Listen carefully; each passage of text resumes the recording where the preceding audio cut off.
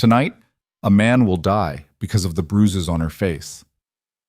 Mireya Vale stands trembling in the marble kitchen of a penthouse she doesn't belong in, listening to the king of Blackthorn City's underworld give orders to bury her husband alive. She should be terrified. She should run. But when Damien Verlick turns those predator eyes on her and asks one simple question, do you want him to suffer? Mireya realizes the most dangerous thing in this room isn't the man who beats her.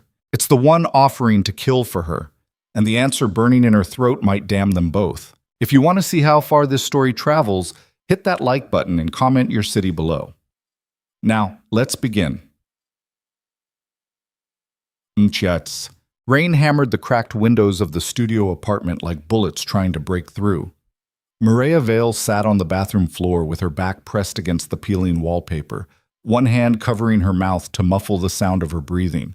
Blood trickled between her fingers from where her bottom lip had split open.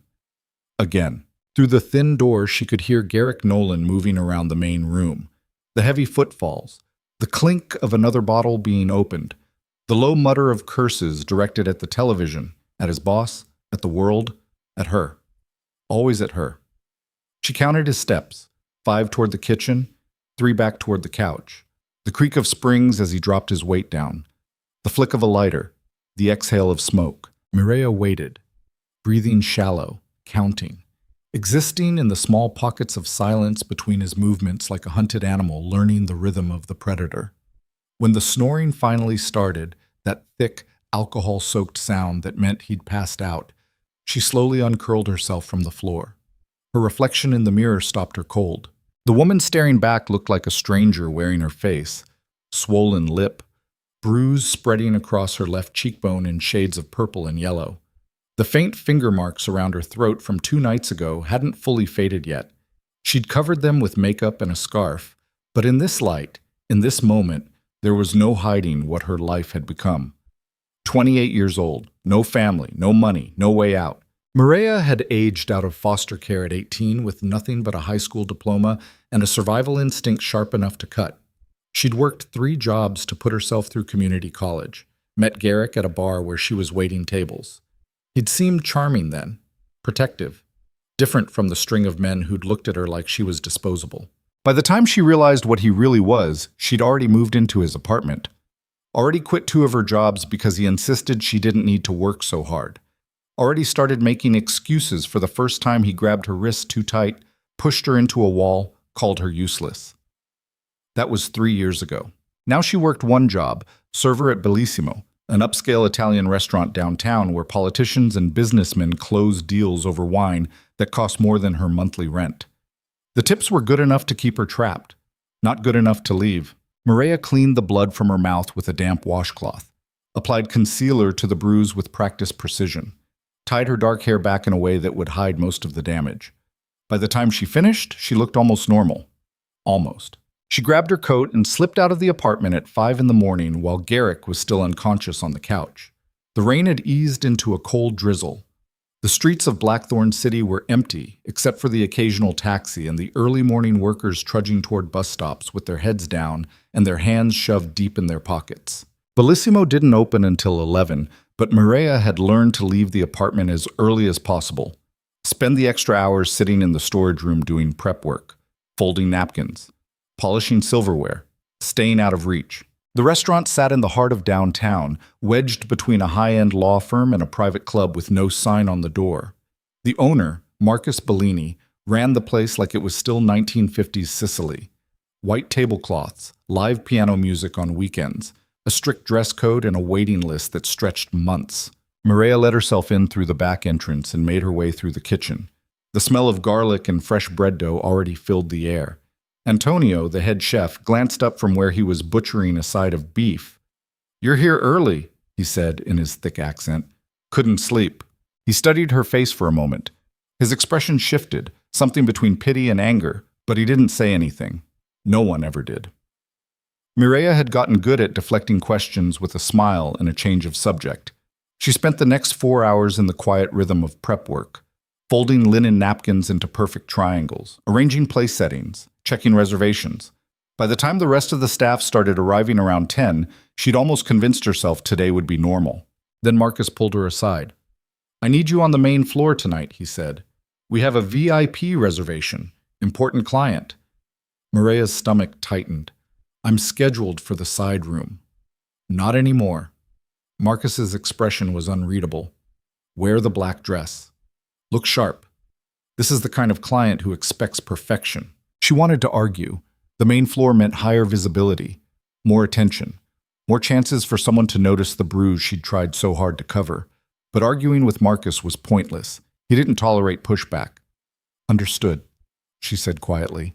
The rest of the day crawled by in a haze of anxiety.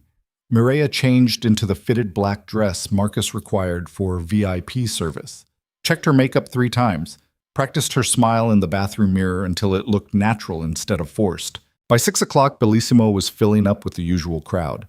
Lawyers in expensive suits, businessmen laughing too loud over martinis, a couple celebrating an anniversary in the corner booth. The piano player started his set, soft jazz that blended into the background like expensive wallpaper. At 7:15, Marcus appeared at her side. "They're here," he said. "Table 12. Mireya followed his gaze toward the entrance. 2 men had just walked in. The first was older, maybe mid-50s, with silver hair slicked back and a tailored charcoal suit that probably cost more than her car. His eyes were sharp and assessing, the kind that missed nothing. He carried himself with the easy confidence of someone used to being obeyed. The second man made her forget how to breathe. He couldn't have been more than 30, tall, broad-shouldered, dark hair styled in a way that looked effortless but probably wasn't. His suit was black and fit him like it had been designed specifically for his body. But it wasn't the clothes that stopped her. It was the way he moved, like a predator in a room full of prey. Every conversation near the entrance died the moment he appeared. Heads turned, eyes tracked him. The entire restaurant seemed to hold its breath. Damien Verlick. Mireya had heard the name whispered in the kitchen, heard the way people's voices dropped when they talked about him. Everyone in Blackthorn City knew who Damien Verlick was, even if they pretended they didn't. He controlled the docks, the gambling, the protection rackets, the flow of money and violence that kept the city's underground running. Politicians took his calls. Cops looked the other way. Rivals disappeared. And he was walking directly toward her section. "Miss Vale?" Marcus's voice was tight. "Attend to them. Be professional." Mireya forced herself to move.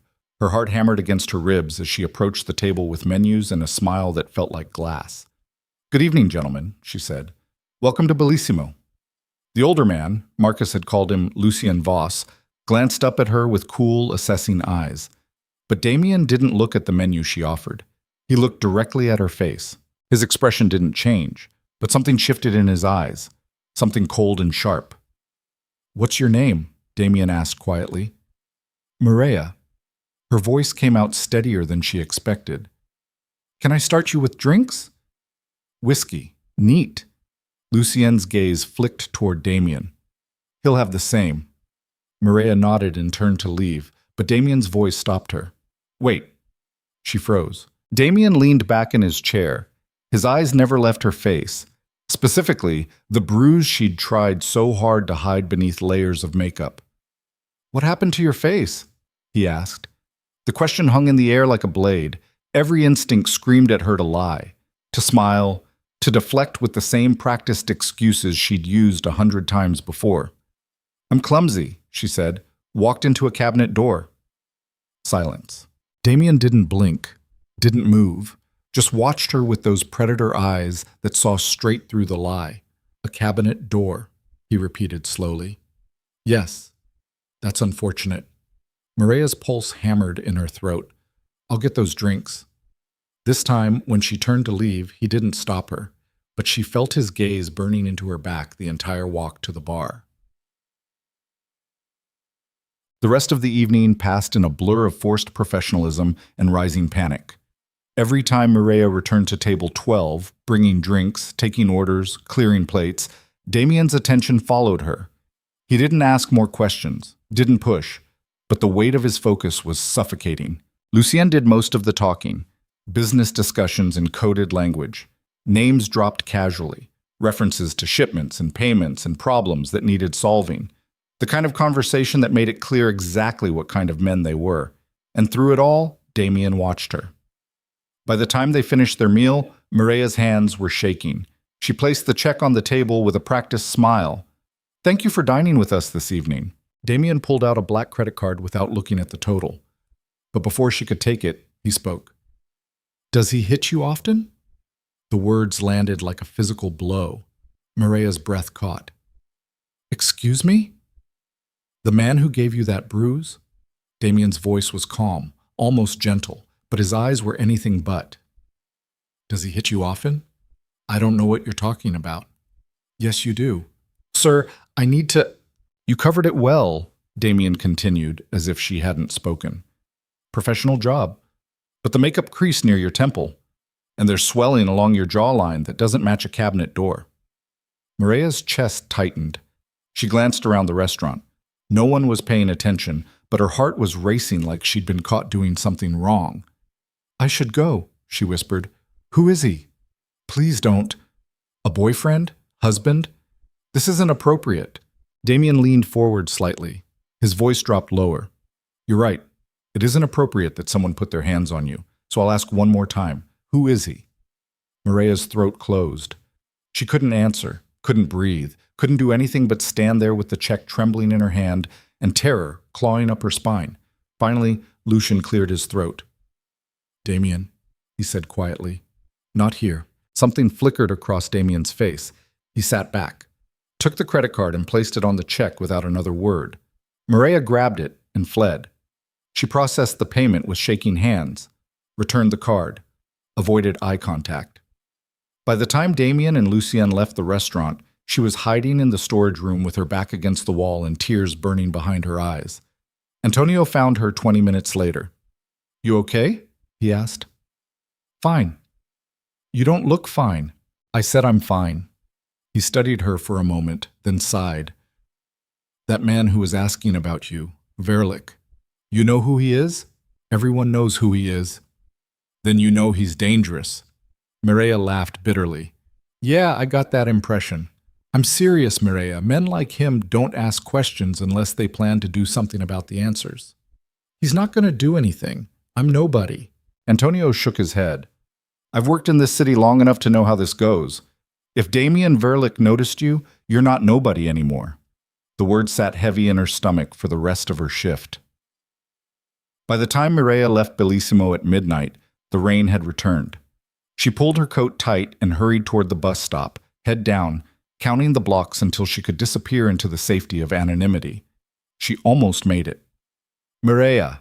The voice came from behind her. Low, calm, unmistakable. She spun around. Damien Verlick stood 10 feet away beneath a streetlight, hands in his pockets, rain darkening his shoulders. He looked like something out of a nightmare, beautiful and lethal and impossibly dangerous. "How do you know where I know everything about you now," Damien said simply. "Mireya Vale, 28, no family, foster care until 18, married Garrick Nolan 3 years ago. He's been arrested twice for assault. Both charges dropped." The blood drained from her face. "You had me investigated?" "I had someone make a phone call. Took 20 minutes. You can't just— I can do whatever I want." He took a step closer. "The question is what I'm going to do about what I found." Mireya's hands clenched into fists. "Stay away from me." "No." "Excuse me?" "I said no." Damien's expression didn't change. "You're under my protection now, whether you like it or not." "I didn't ask for your protection." "You didn't have to." "This is insane." "Probably." Damien pulled something from his pocket, a business card, and held it out. "My private number. Call me when you're ready to leave him, or when he hurts you again, whichever comes first." Mireya stared at the card like it might explode. "I'm not calling you." "Yes, you will." "You don't know anything about me. I know you've been covering Bruises for years. I know you're terrified right now. And I know that by this time tomorrow, he's going to hurt you again, because men like him always do." Damien's voice softened into something almost gentle. "So take the card, and when you're ready to stop surviving and start living, you call me." He placed the card in her hand. Then he turned and walked away into the rain, leaving Mireya standing alone on the empty street with her heart pounding and her entire world tilting sideways. She looked down at the card. One name, one number, and the terrible, impossible knowledge that he was right. Look, Mireya didn't go home. She couldn't. Instead, she rode the bus in circles for 2 hours, the business card burning a hole in her coat pocket. By the time she finally forced herself to return to the apartment, it was nearly 3 in the morning. The lights were off. The door was unlocked. Garrick was passed out on the couch again, an empty bottle of vodka on the floor beside him. Mireya moved through the apartment like a ghost, changed into pajamas, brushed her teeth, crawled into bed. But she didn't sleep. She lay in the darkness, staring at the ceiling, thinking about Damien Verlick's eyes, the way he'd looked at her bruises like they personally offended him, the calm certainty in his voice when he'd said she was under his protection now. It should have terrified her. It did terrify her. But underneath the fear was something else, something dangerous and desperate and utterly foolish. Hope. At 6 in the morning, Garrick woke up. Mireya heard him moving around the apartment. The shuffle of footsteps, the sound of the refrigerator opening and closing, the muttered curses as he looked for something to eat. Then the bedroom door slammed open. "Where the fuck is breakfast?" Garrick demanded. Mireya sat up slowly. "I just woke up. I don't care, I'm hungry. I can make you something. You should have had it ready." He crossed the room in 3 strides, grabbed her arm, yanked her out of bed hard enough that she stumbled. "What the hell do you even do all day? You work one job and can't even manage to feed me?" "Garrick, please." "Please what?" He shoved her toward the door. "Get in the fucking kitchen." Mireya caught herself on the doorframe. Her shoulder throbbed where his fingers had dug in. She could feel the bruises forming already.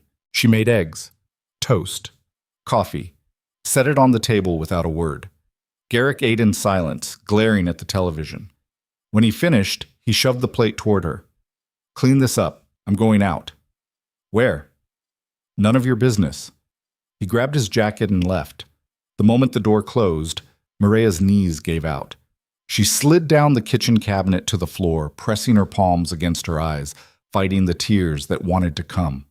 This was her life. This would always be her life. Unless... Her hand found the business card in her coat pocket. She pulled it out, stared at the number. Damien Verlick didn't know her. Didn't owe her anything. This was probably some twisted power play. Some game rich, dangerous men played with broken women who didn't know better. But when she closed her eyes, she could still feel the weight of his attention. The way he'd looked at her like she mattered, like someone putting bruises on her face was a problem that needed solving instead of a reality she deserved. Mireya's hands shook as she pulled out her phone. She typed the number, stared at it for 10 full minutes. Then, before she could talk herself out of it, she pressed send. The message was simple. "It's Mireya." The response came within seconds. "Where are you?" Her fingers trembled over the keyboard. "Home." "He just left." "I'm sending a car. Pack a bag. You're not staying there another night." Mireya's breath caught. This was insane. This was reckless. This was the most dangerous decision she'd ever made. She looked around the tiny apartment, at the cracked walls, the stained carpet, the empty bottles, the life she'd been trapped in for 3 years. Then she stood up, grabbed a duffel bag from the closet, and started packing. 20 minutes later, a black sedan pulled up outside her building. The driver didn't speak, just opened the door and waited while Mireya threw her bag in the back seat and climbed in after it. As they pulled away from the curb, she looked back at the apartment one last time and realized she had no idea if she'd just escaped a nightmare or walked straight into a worse one. The penthouse occupied the entire 42nd floor of the Obsidian Tower, the tallest building in Blackthorn City's financial district. Floor-to-ceiling windows offered a view of the entire city sprawling below like a kingdom made of glass and steel and neon. Marble floors, leather furniture, art on the walls that probably cost more than most people made in a lifetime. Mireya stood in the center of the living room with her duffel bag clutched in both hands, feeling like an intruder in a museum. The driver who'd picked her up, a silent man in a dark suit, had deposited her inside and disappeared without a word. Now she was alone in a space so vast and expensive it made her stomach turn. She took 3 steps toward the windows and froze. The door opened. Damien Verlick walked in, phone pressed to his ear, speaking rapid Italian to someone on the other end. He moved through the space like he owned it, which he did, shedding his suit jacket and tossing it over the back of a chair without breaking stride. When he finally ended the call and looked at her, his expression was unreadable. "You came," he said. "You sent a car." "You could have refused." Mireya's grip tightened on her bag. "Could I?" Something that might have been amusement flickered across his face. "Fair point." He moved toward the kitchen, an open concept space with black granite counters and appliances that looked like they belonged in a professional restaurant. "Coffee?" "I don't understand what's happening." "You're here. That's what's happening." "Why?" Damien paused, one hand on the espresso machine. He turned to look at her fully. "Because I meant what I said. You're under my protection now." "I don't need protection from a stranger." "Yes, you do. You just don't want to admit it yet." He started the machine. The sound of grinding beans filled the silence. "How long has he been hitting you?" Mireya flinched. "That's none of your business." 3 years? 4? "Stop." "Does he apologize after? Promise it won't happen again?" "I said stop." Damien's jaw tightened. He pulled 2 cups from a cabinet and set them on the counter with deliberate care. "I grew up watching my mother get beaten by men who claimed to love her. I was 8 years old the first time I saw her unconscious on the kitchen floor. 10 when I learned how to cover bruises with makeup because she was too scared to leave the house. 12 when I stopped believing anyone would help her." The words landed like stones in still water. Mireya couldn't breathe. "Why are you telling me this?" "Because I want you to understand something." Damien poured espresso into both cups, pushed one toward her. "I'm not doing this because I think you're weak. I'm doing this because no one helped her. And I swore when I had power, I'd never let that happen again." "You don't even know me." "I know enough." "You investigated me without permission." "Yes." "That's illegal? Invasive? Morally questionable?" Damien picked up his cup. "Welcome to my world. None of it changes the fact that you're here now. In my home.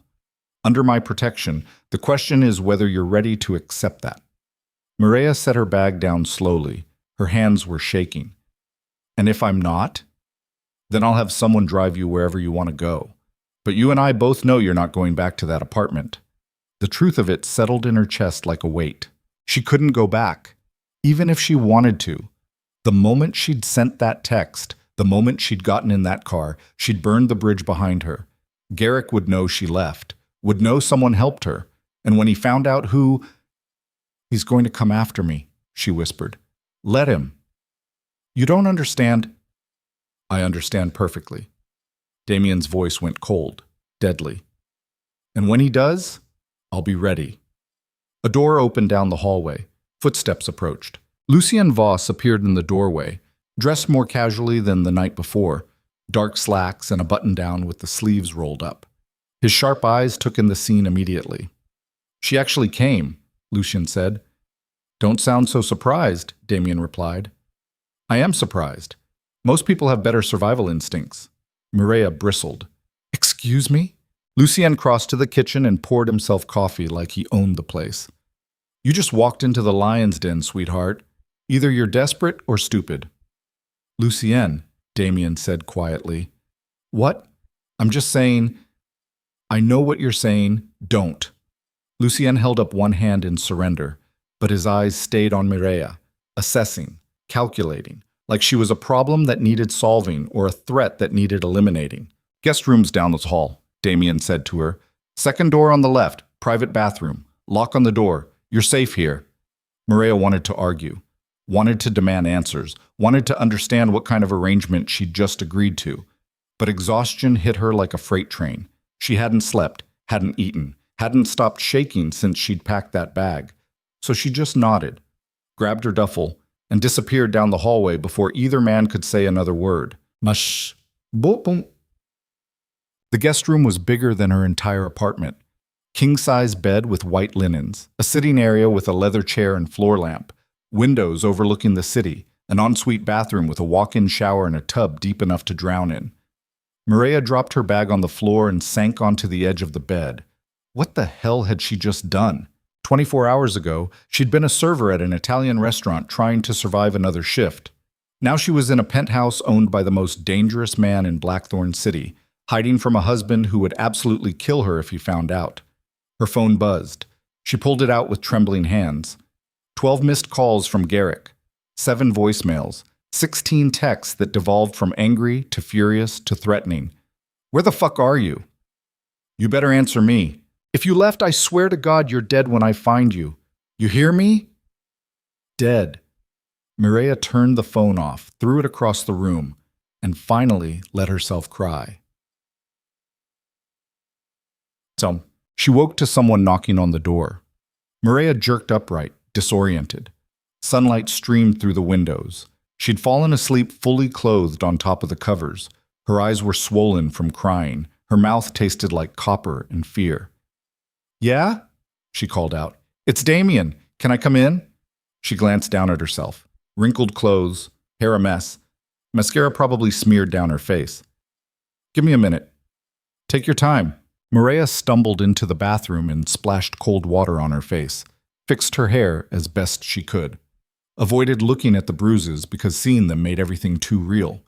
When she opened the door, Damien was leaning against the wall opposite, arms crossed, expression unreadable. How long was I asleep? She asked. 14 hours. What? It's 6 in the evening. You slept through the entire day. Mireya's stomach dropped. I need to call work. Already done. I spoke to Marcus. Told him you were taking a leave of absence for personal reasons. He didn't ask questions. You can't just... I can. And I did.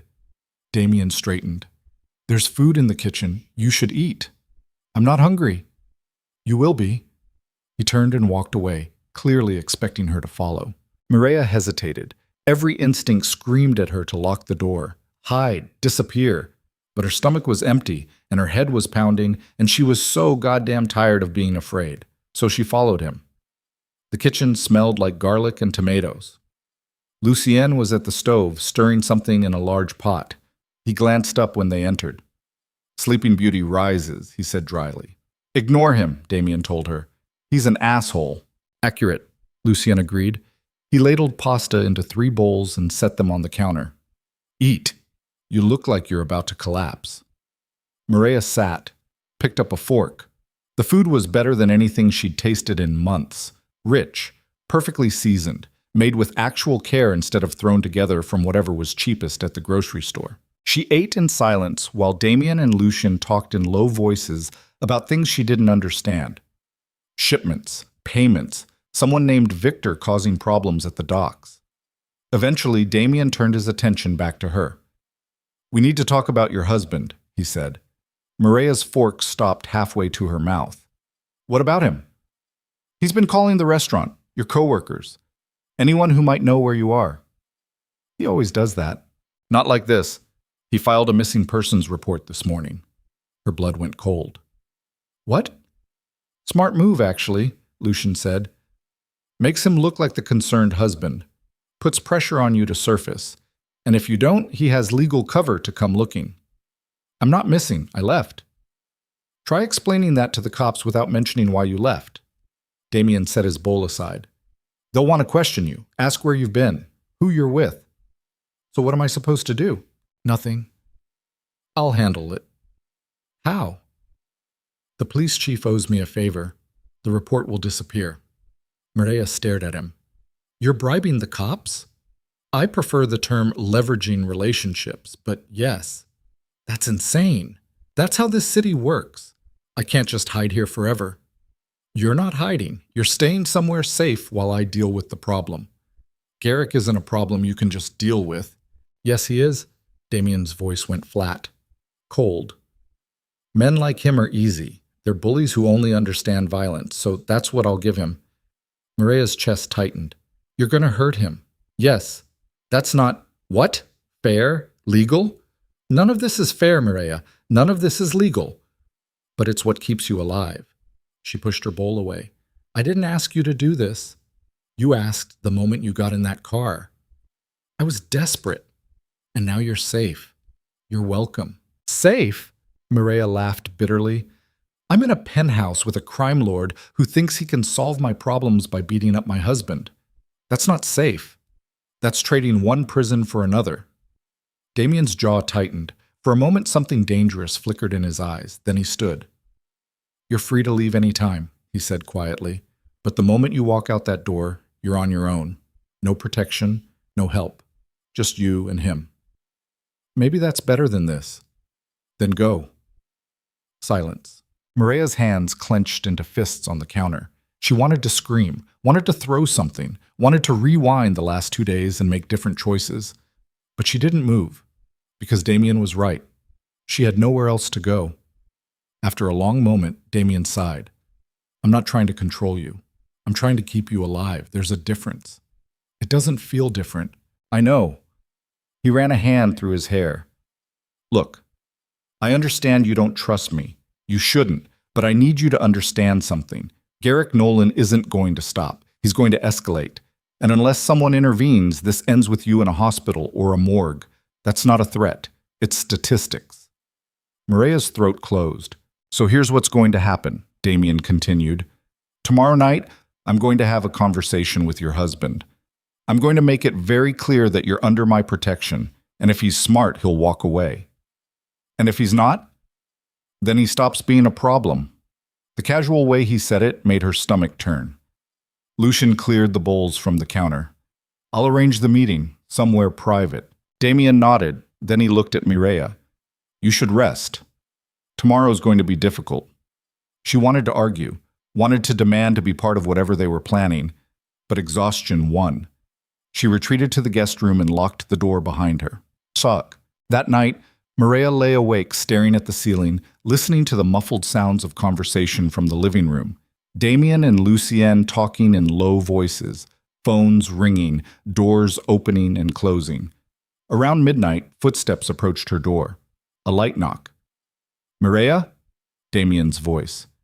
"You awake?"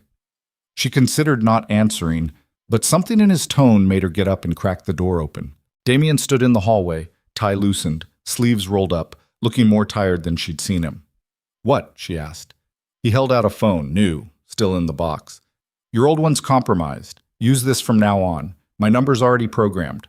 She took it slowly. "Why are you doing this?" "I told you." "No, the real reason." Damien was quiet for a long moment. Then he said, "Because I was 14 when my mother finally left her boyfriend. She had nothing, no money, no support, no one to protect her, and within a week, he found her. Beat her so badly she was in a coma for 3 days. His eyes met hers. "I stood in that hospital room and swore I would never be powerless again. That no woman under my watch would ever suffer that way. So that's why I'm doing this. Because I can." Mireya's breath caught. "Get some sleep," Damien said quietly. Then he turned and walked away. She closed the door, looked down at the phone in her hands, and realized she was in far deeper than she'd thought. The next day passed in a strange, suspended tension. Mireya spent most of it alone in her room, alternating between pacing and staring out the windows at the city below. Damien disappeared for hours, returning only briefly to make phone calls in Italian that sounded increasingly tense.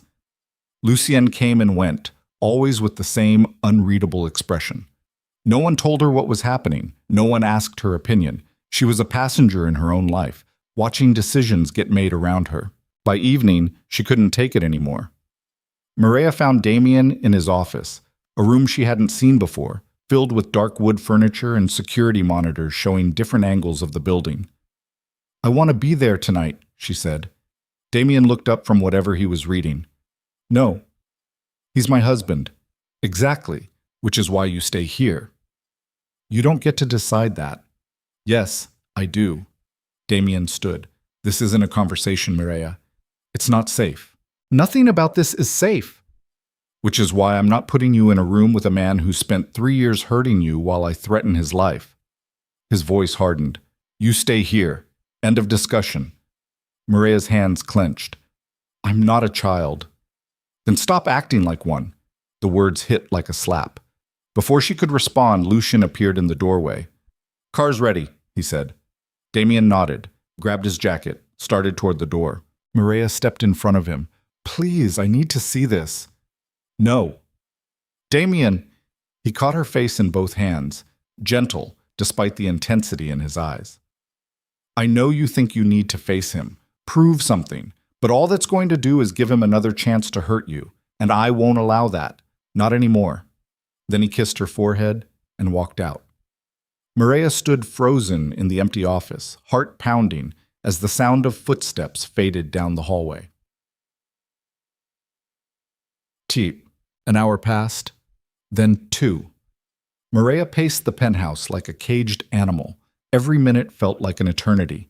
Every sound made her jump. What were they doing? What was Damien saying to Garrick? What would happen when Garrick realized who'd taken her? The door opened. Mireya spun around. But it wasn't Damien, it was Lucian, alone. And his expression was dark. "Where is he?" Mireya demanded. "Still at the warehouse." "What warehouse? What happened?" Lucien crossed to the bar and poured himself a drink. Downed it in one swallow. "Your husband's more stubborn than expected." "What does that mean?" "It means Damien made him an offer. Leave the city, take $50,000, never come back, and your husband spit in his face." Mireya's stomach dropped. "Oh, God." "It gets better. He called Damien a coward. Said no gangster was going to take his wife. Then he threatened to go to the media, the FBI, anyone who'd listen." "Is he insane?" "No. He's desperate, and desperate men do stupid things." Lucien poured another drink. "Damien's handling it." "What does that mean?" Lucien met her eyes. "It means you might want to sit down." "Tell me what's happening." "Your husband made a choice, and Damien's making sure he understands the consequences." Horror crept up her spine. "You can't just—" "We can, and we are." Lucian's voice was cold. "You wanted protection. This is what protection looks like." "Not like this." "Then how? You want to file a restraining order? Call the cops? Hope the system protects you?" Lucian laughed bitterly. "The system doesn't protect women like you. Men like Damien do. And sometimes that means getting blood on our hands so you don't have to." Mireya sank onto the couch, head spinning. This was wrong. This was crossing lines that shouldn't be crossed. But deep down, in a place she didn't want to acknowledge, she felt something else. Relief.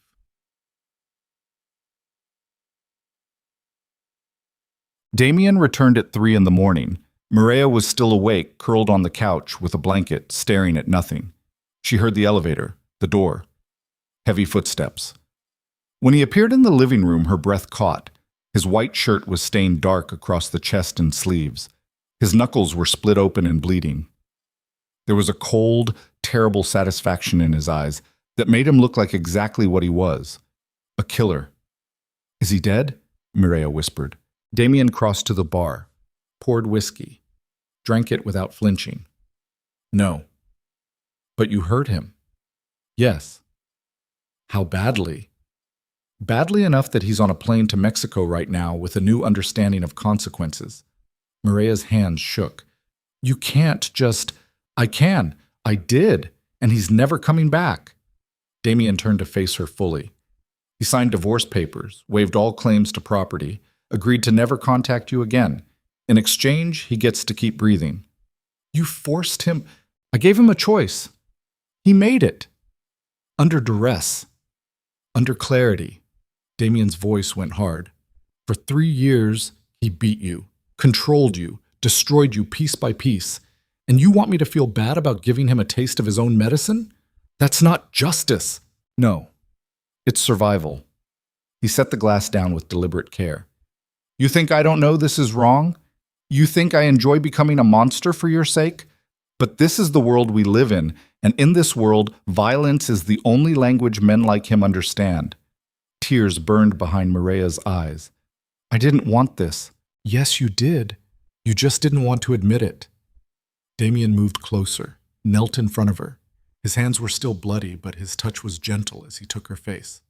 "You wanted someone to make him stop, to make you safe, to do what you couldn't do yourself. And that's exactly what I did." "You're a criminal." "Yes."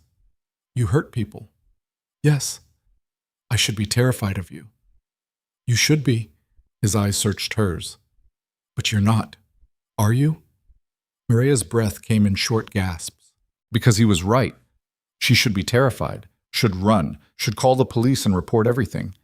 But when she looked at Damien, at this dangerous, violent man who'd torn apart her husband to keep her safe, all she felt was something warm and terrible and utterly consuming. "What's wrong with me?" she whispered.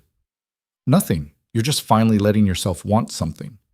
Damien's thumb brushed her cheek. "The question is what you're going to do about it."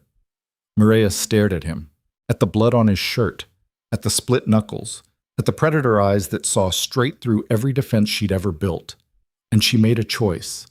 She kissed him, desperate, fierce, surrendering to the inevitable. Damien froze for half a second. Then he kissed her back with an intensity that stole her breath. His hands tangled in her hair, pulled her closer, consumed her completely. When they finally broke apart, they were both breathing hard. "This is a mistake," Mireya gasped. "Probably. You're dangerous." "Definitely. I should leave." "You won't." Damien's voice was absolutely certain. "Because you're exactly where you want to be." And God help her, he was right. The next 3 days passed in a blur of tension and need and terrible, intoxicating domesticity. Mireya started cooking in Damien's kitchen while he worked in his office, conducting business that probably involved illegal activities she was better off not knowing about. He left pastries outside her door every morning. She learned to read his moods, when to push, when to give him space, when silence said more than words. They ate dinners together, talked about nothing important, avoided discussing the future like it was a landmine. At night, Damien stood by the windows overlooking the city, hands in his pockets, shoulders tense, and Mireya watched him from the doorway, understanding for the first time that monsters weren't born. They were made. On the fourth day, her phone rang, the new one Damien had given her, an unknown number. She answered hesitantly. "Hello?" Mireya Vale. A woman's voice. Professional, cold. "Who is this?" "Detective Sarah Chen, Blackthorn PD. I need you to come down to the station to answer some questions regarding your husband's disappearance." Mireya's blood turned to ice. "My husband isn't missing. He left." "That's not what the evidence suggests. We've recovered some concerning items from your apartment, and Garrick Nolan's phone last pinged near a warehouse registered to Verlick Enterprises before going dark." "Oh, God. I don't know anything about that." "Then you won't mind coming in to make a statement." We can do this the easy way or the hard way, Mrs. Nolan. Your choice." The line went dead. Mireya stood frozen, phone trembling in her hand. Damien appeared in the doorway. One look at her face and his expression went cold. "What happened?" "The police. They want me to come in for questioning. They know about the warehouse." Damien's jaw clenched. He pulled out his phone, made a call. "We have a problem," he said in Italian. A pause. Then, "I don't care what it costs. Fix it." He hung up, turned back to Mireya. "Pack a bag. We're leaving the city for a few days while this gets sorted out. Damien, this isn't optional. I can't just run." "You're not running. You're staying alive." His eyes were absolutely merciless. "Because if the cops get you in an interrogation room, they'll tear you apart. They'll pressure you, threaten you, make you think you're complicit, and the moment you crack, we both go down. So what am I supposed to do?" "Trust me." He crossed to her, took her face in both hands. "I will burn this city to the ground before I let anyone hurt you. But you have to trust me." Mireya stared into his eyes, into the eyes of a man who'd beaten her husband bloody, a man who controlled half the crime in Blackthorn, a man who'd just offered to destroy everything to keep her safe, and she realized she'd already crossed the point of no return. There was no going back to who she used to be, no returning to a normal life. She was Damien Verlick's now, for better or worse. "Okay," she whispered. "I trust you." Something fierce and possessive blazed in his expression. He kissed her hard, then pulled back and said the words that sealed her fate forever. "Pack light. We leave in 20 minutes. And Mireya?" His voice dropped to something dark and certain. "From this moment on, you belong to me, and I protect what's mine." The safe house sat 2 hours north of Blackthorn City, buried deep in the woods where cell towers didn't reach, and the only sounds were wind through pine trees and gravel crunching under tires. A modern structure built like a fortress, steel-reinforced walls, Bulletproof windows, security cameras covering every angle. The kind of place designed for people who had enemies with resources. Mireya stood in the center of the living room while Damien conducted a sweep of the perimeter with two of his men, silent, armed shadows who'd followed them in a second vehicle. The drive had been tense, no conversation, just the hum of the engine and the weight of everything left unsaid pressing down on her chest like concrete. She'd packed one bag, left everything else behind.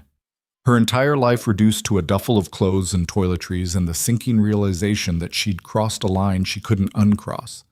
When Damien finally returned, he locked the door behind him with 3 separate deadbolts. "How long do we have to stay here?" Mireya asked. "As long as it takes." "That's not an answer. It's the only one I have." Damien moved to the windows, checking the sightlines with the practiced efficiency of someone who'd done this before. Lucian's working his contacts in the department, finding out who's pushing the investigation and what they actually have. And if they have enough to arrest you. They won't. You don't know that. Damien turned to face her. His expression was carved from stone. "I've been doing this for 15 years. I know how to cover my tracks. Except this time you didn't." Mireya's voice rose. "This time you were sloppy because you were focused on protecting me. So if this falls apart, it's my fault. It's Garrick's fault for being too stubborn to take the money and leave. You beat him nearly to death. I should have killed him." Damien's voice went flat, cold. "Would have saved us both a lot of trouble." The casualness of it made her stomach turn. "How can you say that?" "Because it's true. Half measures create problems. I knew that. Did it anyway because you weren't ready to accept what needs to happen to men like him." "What needs to happen? Murder?" "Justice." Damien crossed to the bar built into the wall and poured whiskey into a glass. "The kind the legal system doesn't provide for women in your situation. That's not justice, that's revenge. Call it whatever helps you sleep at night." He drank, set the glass down hard enough to crack it. "But don't stand there and pretend you didn't want him gone. You just wanted someone else to do the dirty work so you could keep your hands clean." Mireya flinched like he'd struck her. "That's not fair." "Nothing about this is fair. That's the point." Silence crashed between them like a physical thing. Mireya wrapped her arms around herself, suddenly cold despite the heat pumping through the vents. "I didn't ask for any of this." "Yes, you did. The moment you got in my car." Damien's eyes were merciless. "You made a choice. Now you have to live with it." Before she could respond, his phone rang. He answered in Italian, his expression darkening with every second. When he finally hung up, he looked like he wanted to put his fist through the wall. "What?" Mireya demanded. "Garrick's body was found 3 hours ago." The words didn't make sense at first. They hung in the air like smoke, refusing to solidify into meaning. "What?" she whispered. "Someone found him in a motel outside the city. Single gunshot to the head. Execution style." Mireya's legs gave out. She caught herself on the back of the couch, heart hammering so hard she thought it might explode. "But you said he left the country. He was supposed to." Damien's jaw clenched so hard she could see the muscle jump. "Lucian put him on a plane, watched him board. Someone got to him before it took off." "Who?" "I don't know yet." "What do you mean you don't know?" Her voice climbed toward hysteria. "You control half this city. How can you not know?"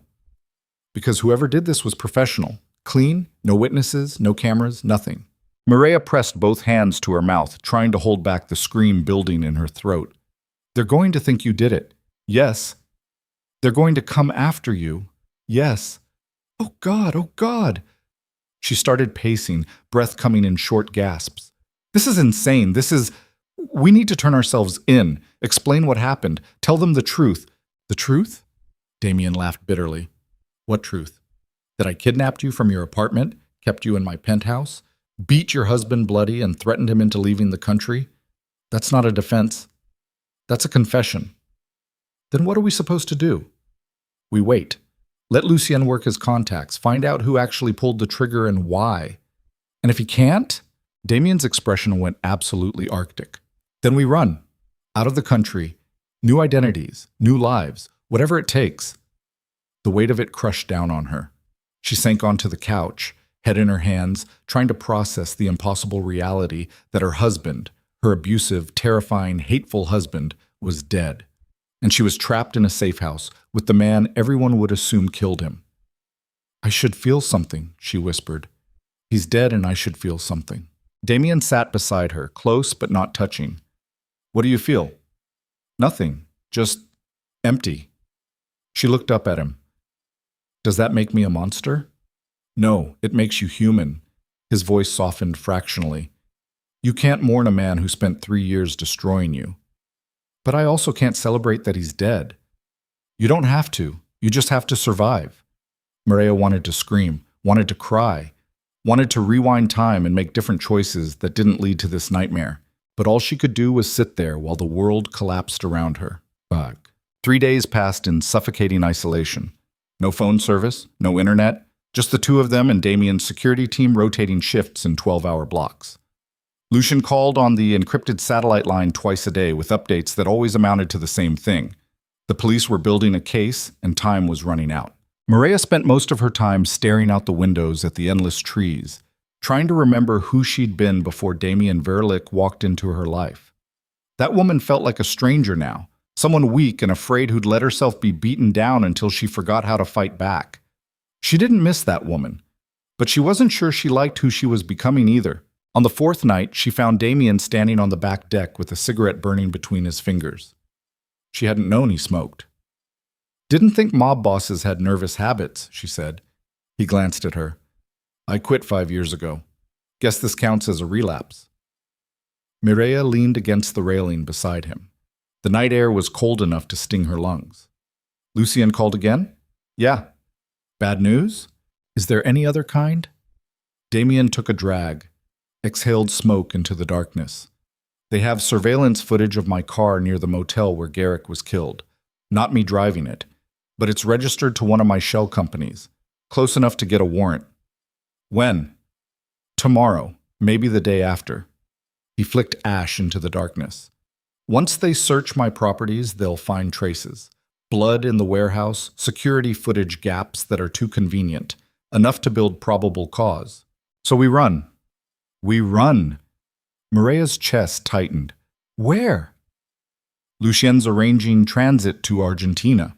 New passports, bank accounts, everything we need to disappear." "And your empire here?" "I'll leave it to him. He's been my second for 10 years. He can handle it." The casualness with which he was willing to abandon everything made her head spin. "Just like that? You walk away from everything you built? For you?" "Yes." Damien turned to face her fully. His eyes were absolutely certain.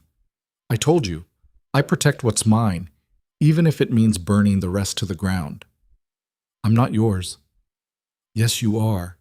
You just haven't admitted it yet." Mireya wanted to argue, wanted to push back against the possessiveness in his voice that should have terrified her, but instead sent heat curling through her stomach. Instead, she said, "What if I don't want to run?" "You don't have a choice." "There's always a choice." "Not this time." Damien stepped closer, close enough that she could smell smoke and whiskey and something darker underneath. "You stay, you go to prison as an accessory. You run with me, you get to live." "That's not living, that's hiding. It's surviving, and right now that's all we have." Mireya stared up at him, searching his face for any hint of doubt or fear or regret. But Damien looked the same as he always did, absolutely in control even as his world crumbled. "Do you ever regret it?" she asked quietly. "Meeting me? Deciding to protect me? All of this?" "No." "Not even a little? Not even a fraction?" His hand came up to cup her jaw, thumb brushing across her cheekbone where the bruises had finally faded. "You're the first thing I've wanted in 15 years that wasn't about power or control or proving something. So no, I don't regret you." Then he kissed her, slow, thorough, like he was memorizing the taste of her mouth. When they broke apart, Mireya was shaking. "We should go inside," Damien said roughly. "Yeah, we should." Neither of them moved. Then the satellite phone inside started ringing. Damien pulled away, tension snapping back into his shoulders like armor. He crushed the cigarette under his heel and went inside. Mireya followed, heart pounding for reasons that had nothing to do with fear. Damien answered the phone. "Talk to me." His expression changed immediately. Went from tense to absolutely murderous in the space of a heartbeat. When? A pause. Are you sure? Another pause. Longer this time. I'm on my way. He hung up, turned to face her, and Mireya knew before he even spoke that whatever came next would destroy everything. What happened? She whispered. That wasn't Lucienne. Then who? Detective Chen. She wanted to give me a courtesy call before the arrest warrant goes live.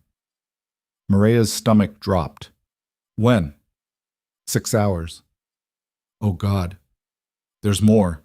Damien's voice went flat, deadly. They have a witness, someone who saw me at the motel the night Garrick was killed. But you weren't there. I know.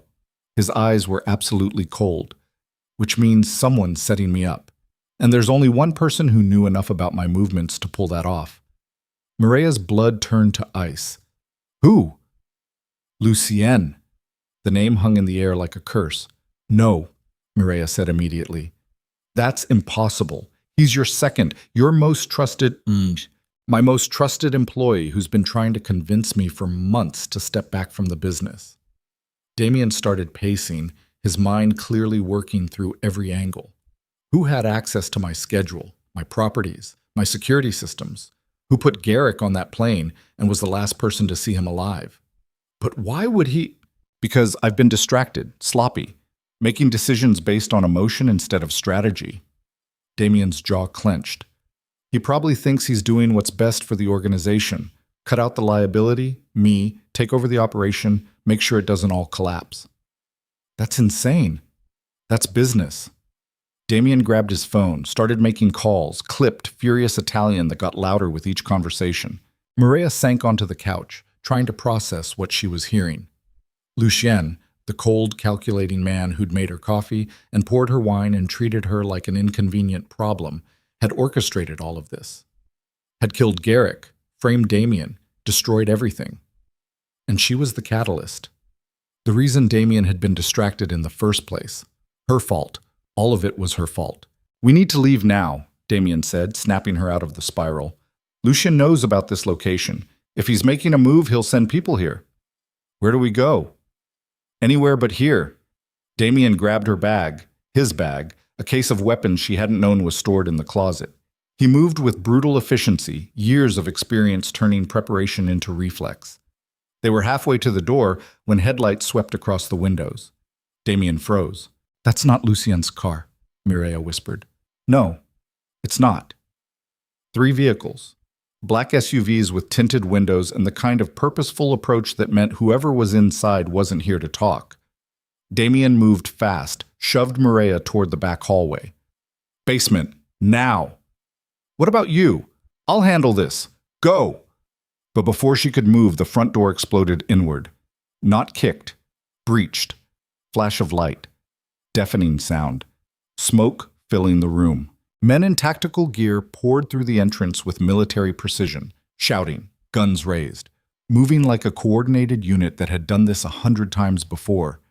Mireya couldn't breathe, couldn't think, couldn't do anything but stand there while armed men surrounded them on all sides. Damien raised his hands slowly. His expression was absolutely murderous, but he didn't resist. Damien Verlick, one of them said. You're under arrest for the murder of Garrick Nolan. I didn't kill him. Save it for your lawyer. They cuffed him, rough, efficient, professional. Then one of them turned to Mireya. Mireya Vale? She nodded, too shocked to speak. You're wanted for questioning as a material witness. I didn't. Ma'am, I need you to come with us. Strong hands on her arms, not brutal but firm, guiding her toward the door even as she tried to pull away. Wait! Mireya shouted. Damien! He looked back at her. His eyes were absolutely certain, even with his hands cuffed behind his back, and armed men surrounding him on all sides. Don't say anything, he told her. Not one word until you have a lawyer. Do you understand? But, Mireya, promise me. Tears burned down her face. I promise. Then they dragged him out one door and her out another, and Mireya realized with crystalline clarity that she'd just lost the only person who'd ever made her feel safe. Ika. The interrogation room was exactly like every crime show she'd ever watched. Gray walls, Metal table, 2 chairs, fluorescent lights that hummed with a sound that crawled under her skin, a mirror that was obviously one-way glass. Mireya sat alone for 3 hours before Detective Sarah Chen finally walked in. The detective was younger than her voice had suggested on the phone, maybe late 30s. Sharp suit, sharper eyes. The kind of woman who'd clawed her way up through a system designed to keep her down and emerged with edges that could cut. She set a folder on the table, sat down, studied Mireya with clinical precision. "You know why you're here?" Chen asked. Mireya said nothing, remembered Damien's warning. "Let me help you out. Your husband was found dead 4 days ago. Single gunshot wound to the head. And the last person known to have contact with him was Damien Verlick, the man you've been living with since you disappeared from your apartment 2 weeks ago." Silence. "You're not in custody," Chen continued. "You're free to leave any time you want. But I think you're smarter than that. I think you know how this looks. And I think you're scared." Mireya's hands clenched under the table. "Here's what I know," Chen said. She opened the folder, started laying out photographs. "Your husband filed a missing persons report, then withdrew it 24 hours later. Shortly after, he boarded a plane to Mexico City. Never made it. Someone shot him in a motel room and left his body to be found by housekeeping." She laid out another photo. Grainy security footage showing a familiar black sedan. That's Verlick's car. Registered to one of his shell companies, spotted 3 blocks from the motel 2 hours before Garrick was killed. Another photo. Close-up of Damien walking into a building. That's Verlick entering a warehouse registered to his organization, the same warehouse where we found traces of your husband's blood and DNA. Mireya's chest tightened. "Want to know what I think happened?" Chen leaned forward. "I think your husband was abusing you.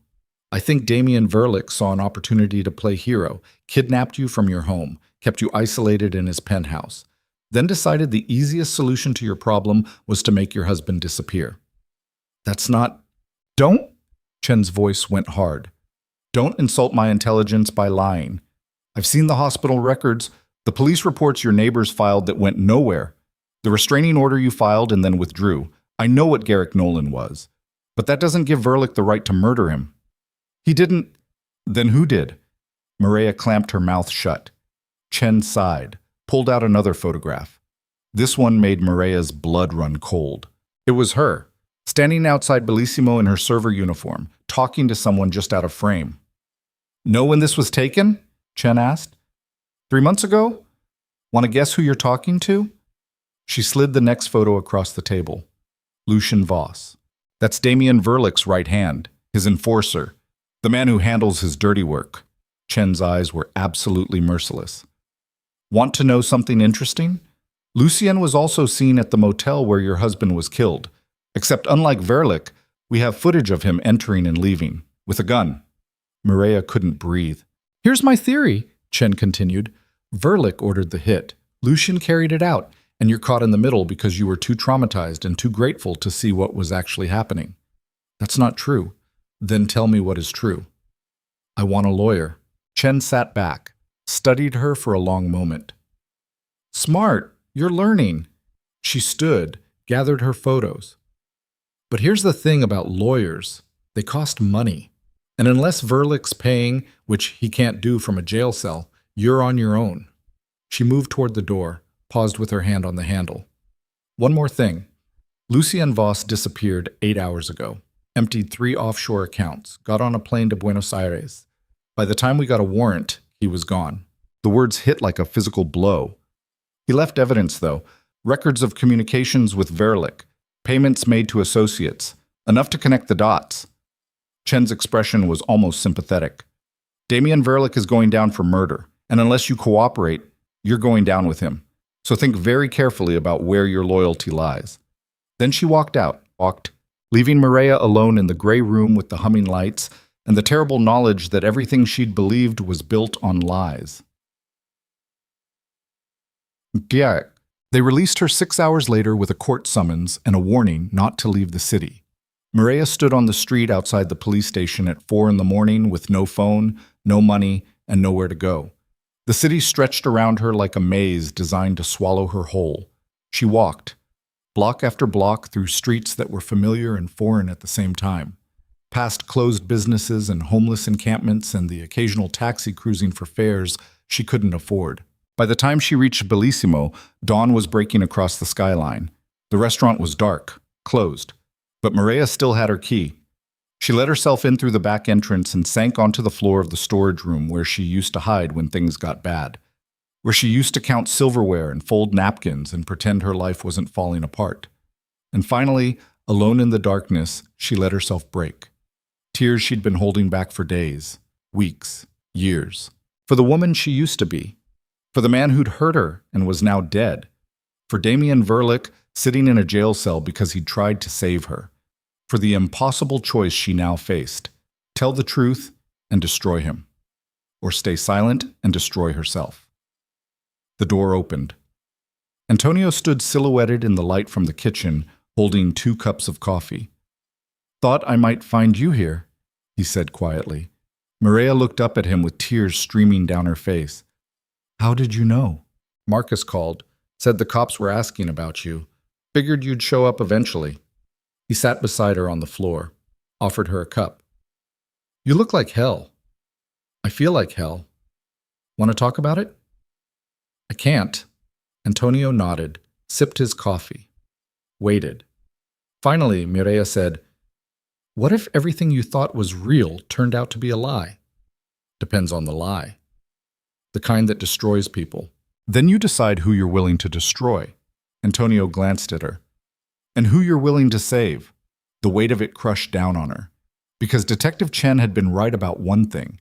Damien Verlick had controlled her from the moment they met, decided where she'd live, what she'd do, who she'd become, all under the guise of protection. But protection without choice was just another kind of prison.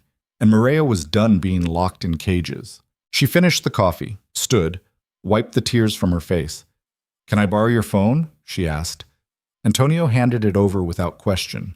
Mireya stared at the screen for a long moment. Then she dialed the number on Detective Chen's card from memory. The detective answered on the second ring. "This is Chen." "It's Mireya Vale." Her voice was steady despite the storm raging inside her. "I want to make a deal." The deal was simple. Full immunity in exchange for testimony against Damien Verlick. Everything she knew, everything she'd seen, every conversation, every action, every moment that could be used to build a case for kidnapping, coercion, and accessory to murder. Detective Chen laid it out in cold, clinical terms while a prosecutor took notes and a court reporter transcribed every word. Mireya signed the papers, then spent 8 hours giving her statement. She told them about the bruises Damien noticed, the business card, the black sedan, the penthouse, the warehouse, Garrick's beating, the threats, the safe house. Every detail spilled out like poison being lanced from a wound. By the time they finished, night had fallen again. Chen walked her to the door. "You did the right thing." Mireya said nothing, because it didn't feel right. It felt like betrayal wrapped in survival, wrapped in shame. "We'll need you to testify," Chen continued, "probably in 3 months once the trial date's set. Until then, stay available. Don't leave the city. Don't contact Verlick or anyone associated with him." "What happens to him?" "With your testimony? He'll go away for a long time." Mireya nodded, walked out into the night, and realized she'd just condemned the only person who'd ever made her feel safe to a lifetime behind bars, to save herself. Bam! 1 week later, Mireya sat in the tiny apartment she'd rented with the stipend the prosecutor's office provided for witnesses. Bare walls, secondhand furniture, the kind of place designed for people who existed between one life and the next. She'd spent 7 days in complete isolation, no visitors, no phone calls. Just the weight of what she'd done pressing down on her chest until she couldn't breathe. On the 8th day, someone knocked on her door. Mireya opened it cautiously. A woman stood in the hallway, mid-50s, expensive coat, cold eyes. "Mireya Vale?" she asked. "Who are you?" "My name is Elena Verlick, Damien's mother." The world tilted. Mireya tried to close the door, but Elena pushed inside with the kind of authority that brooked no argument. "We need to talk," Elena said. "I have nothing to say to you." "Oh, I think you do." Elena crossed to the window, looked out at the city like she owned it. "My son is sitting in a jail cell because of you, so yes, we have plenty to talk about." Mireya's hands shook. He made his own choices. He tried to protect you. He tried to control me. Is there a difference? Elena turned to face her. You think you're the first broken woman my son tried to save? You think you're special? The words hit like a slap. He's done this before, Elena continued. Found some girl in trouble, played hero, got himself tangled up in situations that compromised everything he'd built. And every single time I cleaned up the mess. I don't believe you. Believe what you want, but here's the truth. Elena stepped closer. Her voice dropped to something lethal. Damien is my son, the only family I have left, and I will do whatever it takes to protect him, even from himself. What do you want from me? I want you to recant your testimony. I can't do that. Yes, you can. Tell the prosecutor you were coerced, confused, traumatized, whatever story keeps my son out of prison. And if I don't, Elena's smile was absolutely chilling. Then I'll make sure everyone knows what you really are. A gold digger who seduced a powerful man and got her husband killed in the process. I'll destroy your credibility, your reputation, any chance you have at a normal life. She paused. Or you can do the smart thing. Recant, disappear, and I'll make sure you never have to worry about money again. Mireya stared at her, at this cold, ruthless woman who'd raised a cold, ruthless man, and realized the apple hadn't fallen far from the tree. Get out, Mireya said quietly. You're making a mistake. Get out before I call the police. Elena studied her for a long moment. Then she pulled a business card from her coat and set it on the table. When you change your mind, and you will, call me. Then she left. Mireya stood alone in the apartment, staring at the card, knowing with absolute certainty that she'd just made an enemy of someone far more dangerous than Damien had ever been, and that the nightmare was far from over. Mireya burned Elena Verlick's business card in the kitchen sink and watched the edges curl black. The smell of scorched paper filled the tiny apartment. Outside, rain hammered the windows like fists demanding entry. 3 days had passed since Elena's visit. 3 days of looking over her shoulder. 3 days of jumping at every sound. 3 days of knowing she'd made an enemy who had the resources and ruthlessness to destroy her completely. The prosecutor's office had assigned her a protection detail after she'd reported the encounter. 2 plainclothes officers rotating shifts outside her building. It should have made her feel safer. It didn't. Because Mireya had learned something fundamental in the weeks since meeting Damien Verlick. People with real power didn't announce their moves. They just acted. And when they came for you, no amount of police presence would stop them. She was washing the ash down the drain when someone knocked. Not the tentative knock of a neighbor or delivery person. 3 solid raps that meant business. Mireya grabbed the kitchen knife she'd started keeping within reach, moved to the door, checked the peephole. Detective Chen stood in the hallway alone, rain-soaked and looking like she hadn't slept in days. Mireya opened the door slowly. It's midnight. I know what time it is. Chen pushed past her into the apartment. Water dripped from her coat onto the cheap linoleum. We need to talk. Now. About what? About the fact that your testimony just became worthless. The words hit like ice water. What are you talking about? Chen threw a folder onto the kitchen table. Photographs spilled out, security footage, bank statements, communications logs. Lucien Voss surfaced 2 hours ago, Chen said, walked into the Argentine embassy in Buenos Aires and requested political asylum. Claims he has evidence that Damien Verlick is innocent, that he acted alone when he killed Garrick Nolan. Mireya's legs went weak. She caught herself on the counter. That's impossible. That's what I thought too, until he started providing documentation. Chen jabbed a finger at the photographs. Time-stamped footage of him entering the motel. Ballistics matching the gun to his personal collection. A confession detailing how he orchestrated the entire thing to frame Verlick and take over his operation. But Damien's car was there. Lucien had access to all of Verlick's vehicles, used them specifically to create a trail pointing to his boss. Chen's expression was absolutely livid. He played us, used your testimony to build a case against Verlick while he was actually the one pulling the trigger. Mireya sank into a chair. Her mind was racing, trying to piece together how this changed everything. So Damien didn't kill Garrick. Looks that way. But he still beat him, still threatened him, still did a lot of illegal things that aren't murder. Chen sat across from her. Here's the problem. Without Lucien to testify against, and with his confession clearing Verlick of the actual homicide, your testimony about kidnapping and coercion becomes a he said, she said that's nearly impossible to prove. What does that mean? It means Damien Verlick walks, probably within 48 hours once his lawyers get the new evidence in front of a judge. Chen's jaw clenched. And you'll be left standing in the open after burning every bridge you had with the one person who was actually protecting you. The reality of it crashed down like a collapsing building.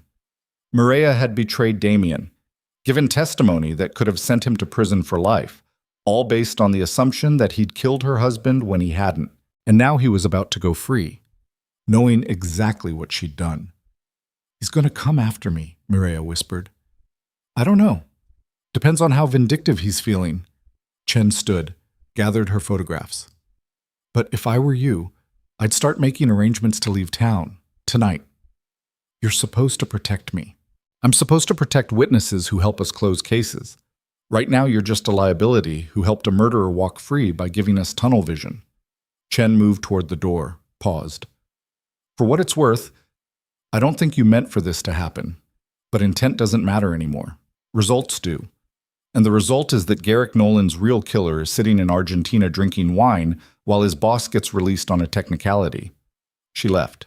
The door clicked shut with the finality of a coffin closing. Mireya sat in the silence, trying to breathe through the panic clawing up her throat. She destroyed Damien for nothing. Garrick was still dead, but by someone else's hand. And now she was alone in a city controlled by a man she'd just tried to send to prison. Her phone rang. Unknown number. She should ignore it, should throw the phone across the room, should do literally anything except answer. But her hand moved before her brain could stop it. Hello? You have one chance to make this right. Elena Verlick's voice was ice. My son will be released tomorrow morning. If you're smart, you'll be there when he walks out. On your knees if necessary. This isn't a negotiation. You either grovel for his forgiveness or you disappear. And trust me when I say that disappearing won't be far enough. Not anymore. The line went dead. Mireya dropped the phone, pressed both hands to her mouth to keep from screaming. She had maybe 12 hours to decide whether to face the man she'd betrayed or run and spend the rest of her life looking over her shoulder. Neither option ended well. Teat. Mireya didn't sleep. She spent the night packing and unpacking the same bag 6 times, making lists of cities she could disappear to, calculating how far the prosecutor's stipend would take her before she'd be completely broke and vulnerable. By dawn, she still hadn't decided. Run or stay. Hide or face him. The coward's choice or the kamikaze option. At 8 in the morning, she found herself standing outside the county jail, wearing the same black dress she'd worn when she first served Damien at Bellissimo. Her hair was pulled back, makeup applied with shaking hands to hide the exhaustion. She looked like she was going to a funeral. Maybe she was. A crowd had gathered outside the entrance. News crews, photographers, people holding signs about justice and corruption. Damien Verlick's release was big enough news that it had drawn vultures from every corner of the city. Mireya stood at the edge of the crowd, barely breathing, waiting. At 9 o'clock, the doors opened. Damien walked out flanked by 2 lawyers in expensive suits. He'd been in custody for 2 weeks, but somehow looked more dangerous than before. Harder. Sharper. Like prison had burned away whatever softness he'd shown her and left only the edges. The press swarmed him immediately. Microphones thrust forward. Questions shouted over each other. Mr. Verlick, how do you feel about your release? Do you plan to press charges against the police department? What's your response to allegations that you ordered Garrick Nolan's murder? Damien ignored them all. His eyes swept the crowd with predator focus and stopped on her. The world contracted to just the 2 of them. Everything else, the noise, the cameras, the chaos, faded into static. Damien's expression didn't change, but something in his eyes went absolutely cold. He said something to his lawyers, started walking directly toward her. The crowd parted like he was radioactive. Mireya's heart hammered against her ribs so hard she thought it might crack bone. Every instinct screamed at her to run, but her feet stayed rooted to the concrete. Damien stopped 3 feet away, Up close, she could see the toll imprisonment had taken. Shadows under his eyes, new lines around his mouth, a tension in his shoulders that suggested violence barely contained. "You came," he said quietly. "I had to." "Why? To make sure I actually got released? Or to see if I'd forgive you?" Mireya flinched. "I didn't know Lucien." "Didn't know? Or didn't care?" Damien's voice was conversational, almost gentle, but his eyes were merciless. "You gave them everything. Every conversation, every moment, every detail that could be used to destroy me, and you did it to save yourself." "I was scared." "So was I." He stepped closer, close enough that she could smell the institutional soap on his skin. "I was scared that the only person I'd let myself care about in 15 years would turn on me the moment things got difficult. Guess I was right to be scared." Tears burned behind her eyes. "I'm sorry." "No, you're not. You're scared of what I'll do now that I'm free. That's not the same thing. I didn't want any of this." "Yes, you did." Damien's voice went flat. "You wanted me to solve your problems, kill your demons, make you safe. And when you realized the cost of that safety was being associated with someone like me, you ran to the cops and burned everything down. That's not fair." "Fair?" He laughed bitterly.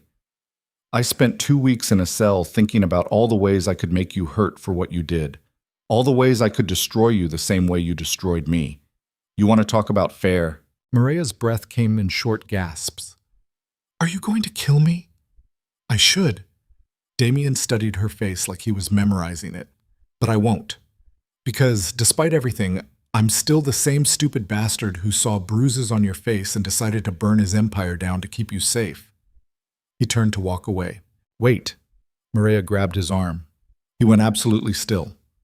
"I know you have no reason to believe me, but I didn't testify to hurt you. I testified because Detective Chen convinced me you'd manipulated everything from the start. That you'd killed Garrick. That I was just a pawn in some game I didn't understand. And you believed her." "Yes." "Over me." "Yes." Tears spilled down her cheeks. "Because you did manipulate me. You inserted yourself into my life without permission, made decisions for me, controlled where I went and who I talked to, all under the excuse of protection." Damien's jaw clenched. "I was trying to keep you alive." "I know, but you never asked what I wanted. You just decided." Silence stretched between them like a chasm. Finally, Damien pulled his arm free. "What do you want now?"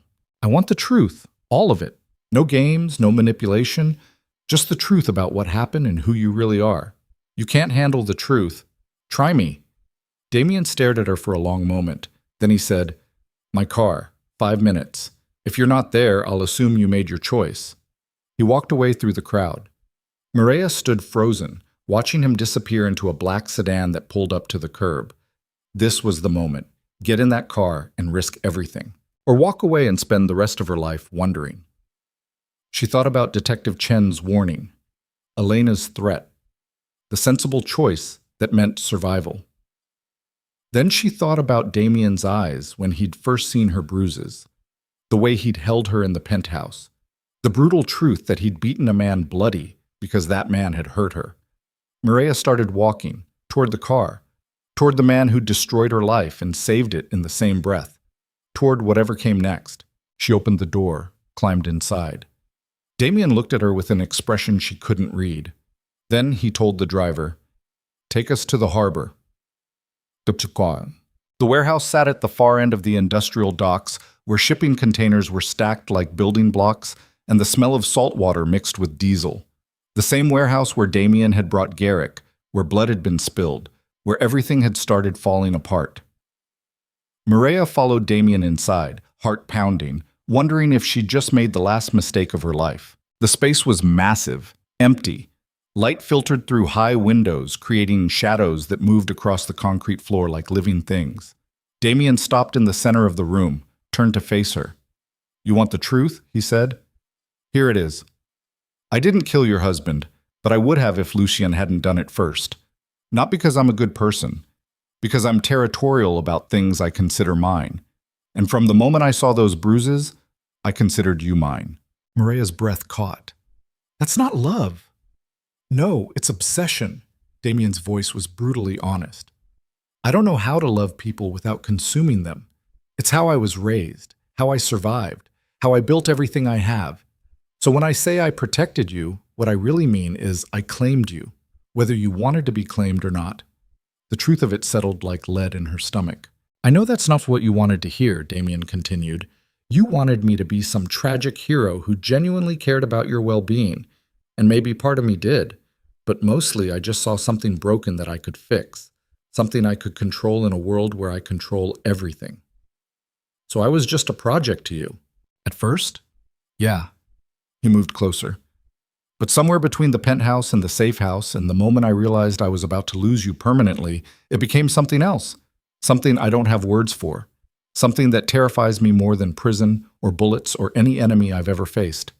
Mireya's hands were shaking. What are you saying? I'm saying I don't know how to be what you need me to be. The good man. The hero. The person who protects without possessing. Damien's eyes were absolutely raw. But I'm willing to try. If you give me the chance. You're asking for forgiveness? I'm asking for a restart. Clean slate. No lies. No games. Just two people who are completely wrong for each other trying to figure out if wrong can still work. Mireya stared at him, at this dangerous, damaged man who'd turned her life into chaos, and realized she was just as damaged, just as dangerous in her own way. Elena came to see me, she said quietly. Threatened to destroy me if I didn't recant my testimony. Damien's expression went absolutely murderous. When? A few days ago. And you didn't tell Chen? I was too scared. Mireya wrapped her arms around herself. She told me you've done this before. Found broken women. Played hero. Made a mess of things. She's lying. Is she? Damien was quiet for a long moment. Then he said, There was someone before you, 5 years ago. Woman named Anna, who worked at a nightclub I owned. Her boyfriend was abusive. I intervened. She moved into one of my properties. We got involved. It lasted 6 months before she realized being with me was just trading one cage for another. What happened to her? I let her go. Set her up with money and a new identity in another city. Last I heard, she was married with kids. His jaw clenched. My mother never forgave me for it. Said I was weak. That powerful men don't let loose ends walk away. Is that what I am? A loose end? You're the thing I'm willing to lose everything for. Damien closed the distance between them, caught her face in both hands. So yeah, maybe that makes me weak, but I'd rather be weak with you than powerful without you. Mireya's breath hitched. I can't trust you. I know. You're going to hurt me again. Probably. This is insane. Definitely. His thumb brushed across her cheekbone. But you're still here. Which means some part of you wants this as badly as I do. He was right.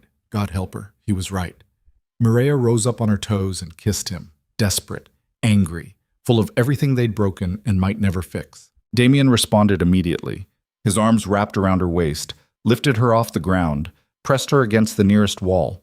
The kiss deepened into something raw and consuming that tasted like violence and need and terrible, impossible hope. When they finally broke apart, they were both breathing hard. We're going to destroy each other, Mireya gasped. Probably. Damien's voice was rough. But at least it'll be honest.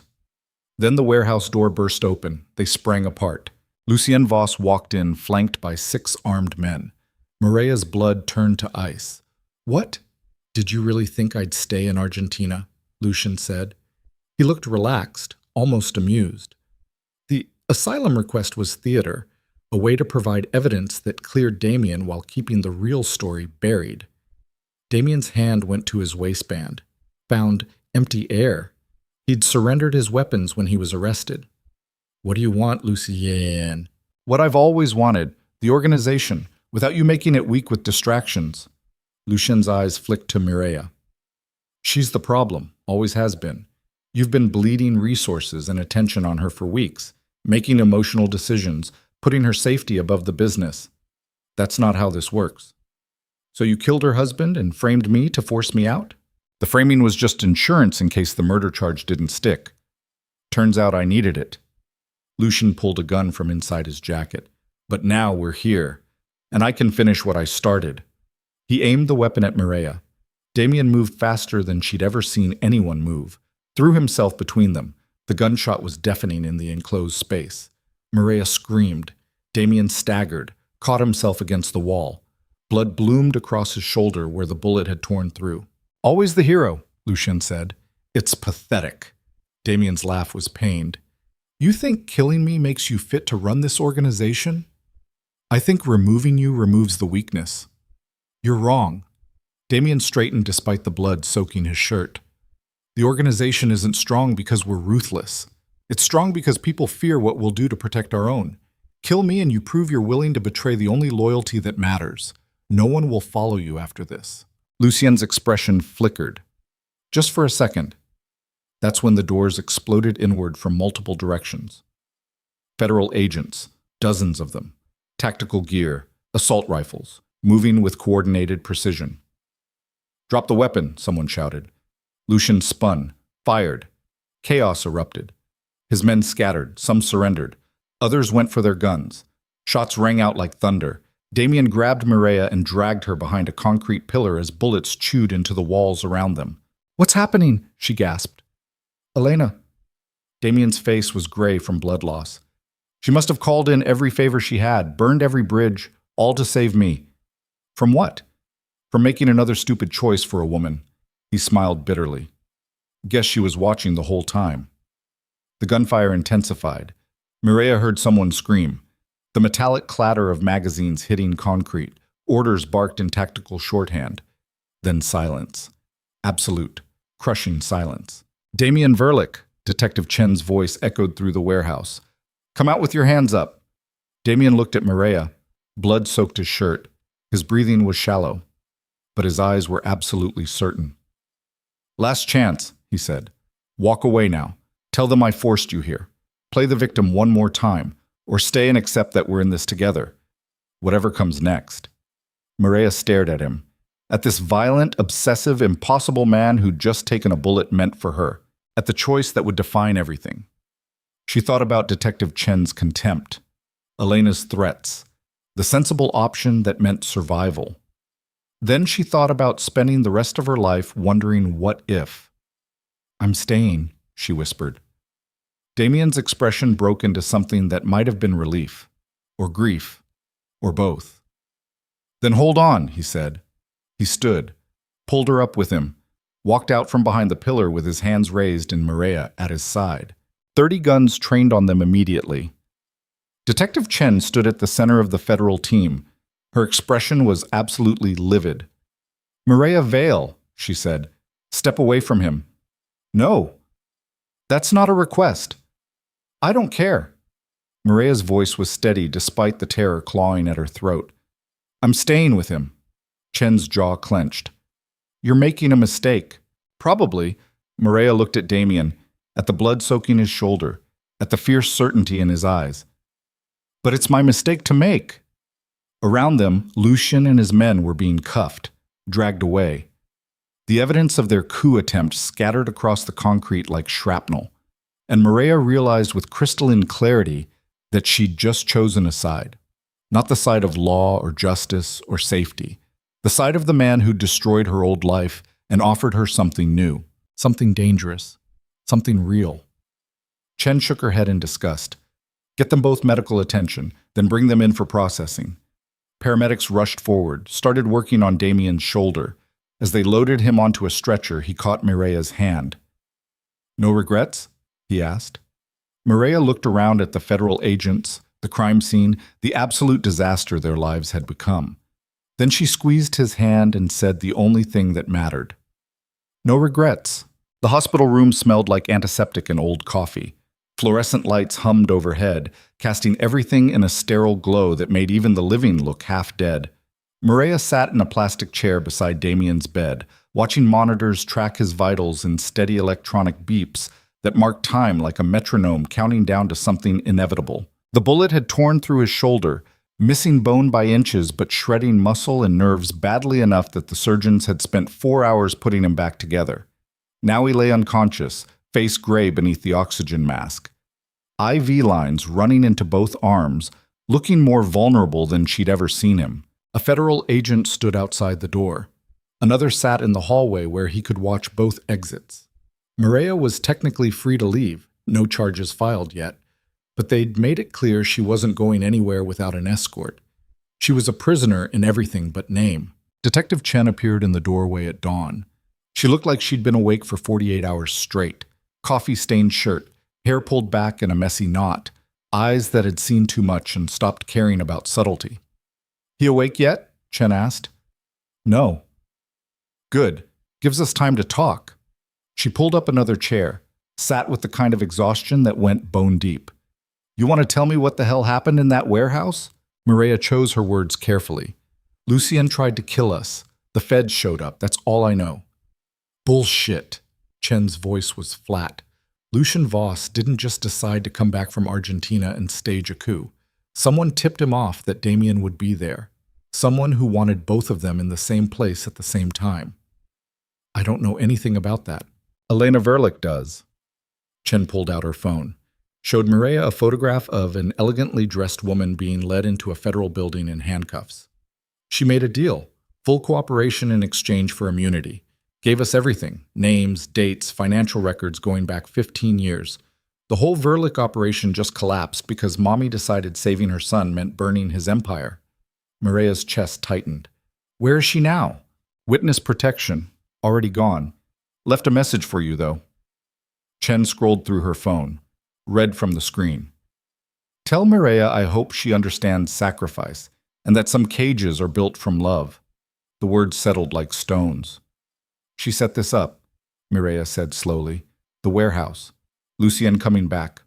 All of it. Smart woman. Knew Lucien would never stop trying to take over as long as Damien was alive. So she forced a confrontation where the feds would catch Lucien in the act. Damien gets to play victim. Lucien goes to prison. Empire collapses. And her son walks away from the life she thinks is destroying him." Chen's smile was bitter. "Mothers, they'll burn the world to save their children. Even if their children don't want to be saved. Especially then." Mireya looked at Damien, at the rise and fall of his chest, the bandages wrapped around his shoulder. The man who'd built a criminal empire from nothing and was about to lose it because his mother loved him more than he loved power. "What happens now?" she asked. "To him? With Elena's testimony and Lucien's arrest, we can dismantle what's left of the organization. Seize assets, close investigations. Damien's smart enough to know fighting it would just put him back in prison." Chen stood. "To you? That's trickier. You're not charged with anything, but you're also not exactly innocent." "I was a victim. You were. Then you chose not to be." Chen moved toward the door, paused. "There's a difference between being saved and saving yourself. Took me 20 years in this job to figure that out. Hopefully it doesn't take you that long." She left. Mireya sat in the silence, thinking about cages and mothers and the price of freedom. Damien woke 3 hours later. His eyes opened slowly, fighting the drugs. Found her immediately. His voice was rough when he spoke. "You stayed. Where else would I go?" He tried to sit up, winced, fell back against the pillows. "How bad is it?" "Shoulders destroyed. They said you'll need months of physical therapy. Might never get full mobility back. Could be worse." "You got shot." "I've been shot before." Damien's eyes tracked to the window, the federal agent visible outside. "How long have I been out?" 18 hours. "Elena?" "Made a deal. Gave the feds everything." Mireya watched his expression carefully. "Your empire's gone. She burned it all to save you." Damien was quiet for a long time. Then he laughed, rough, pained, full of something that might have been grief or relief or both. "She always said I'd end up dead or in prison if I didn't walk away. Guess she decided to make that choice for me." "Are you angry?" "I should be."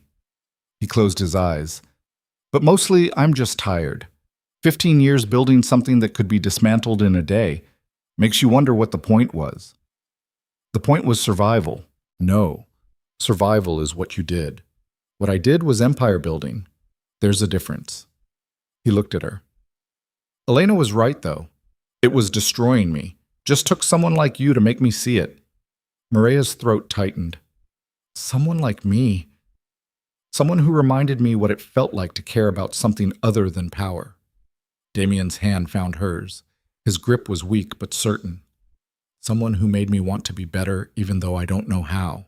You're not better. You're just different. Is different enough? She didn't answer, because she didn't know. A doctor appeared to check Damien's vitals and change his bandages. Federal agents came to take his statement. Lawyers showed up with paperwork requiring signatures. The machinery of justice grinding forward with bureaucratic precision. Through it all, Mireya stayed. Not because she had to, because despite everything, the violence, the manipulation, the absolute disaster their lives had become, some part of her still wanted to see where this ended. They released Damien 4 days later with enough painkillers to stock a pharmacy and strict orders not to do anything strenuous for 6 weeks. The federal agents escorted them both to a nondescript office building downtown where the final pieces of the investigation were being assembled. The prosecutor was a woman in her 50s named Sarah Whitmore, who looked like she ate defense attorneys for breakfast. She laid out the deal with clinical precision. Damien would plead guilty to racketeering, conspiracy, and assault charges stemming from the incident with Garrick. In exchange, the murder charge was dropped, and sentencing would be capped at 5 years with possibility of parole in 3. Your mother's cooperation bought you this, Whitmore said. Without her testimony, you'd be looking at 25 to life. Damien signed without hesitation. Then Whitmore turned to Mireya. Your situation is more complicated. Technically, you could be charged as an accessory, but given your history with the deceased and the coercive circumstances surrounding your involvement, we're willing to offer full immunity in exchange for your continued cooperation as a witness. Cooperation how? Mireya asked. Testimony in the trials of Lucien Voss and various associates, documentation of what you witnessed, standard witness protocol.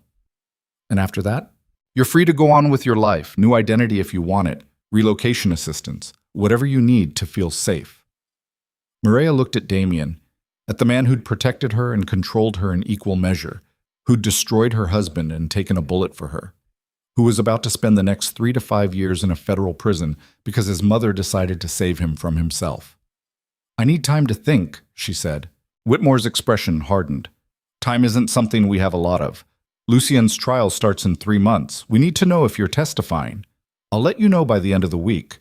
That's not end of the week. Mireya stood. Or you can charge me and take your chances with a jury. Your choice. She walked out before Whitmore could respond. Damien caught up with her in the hallway, moving stiffly, one arm still in a sling.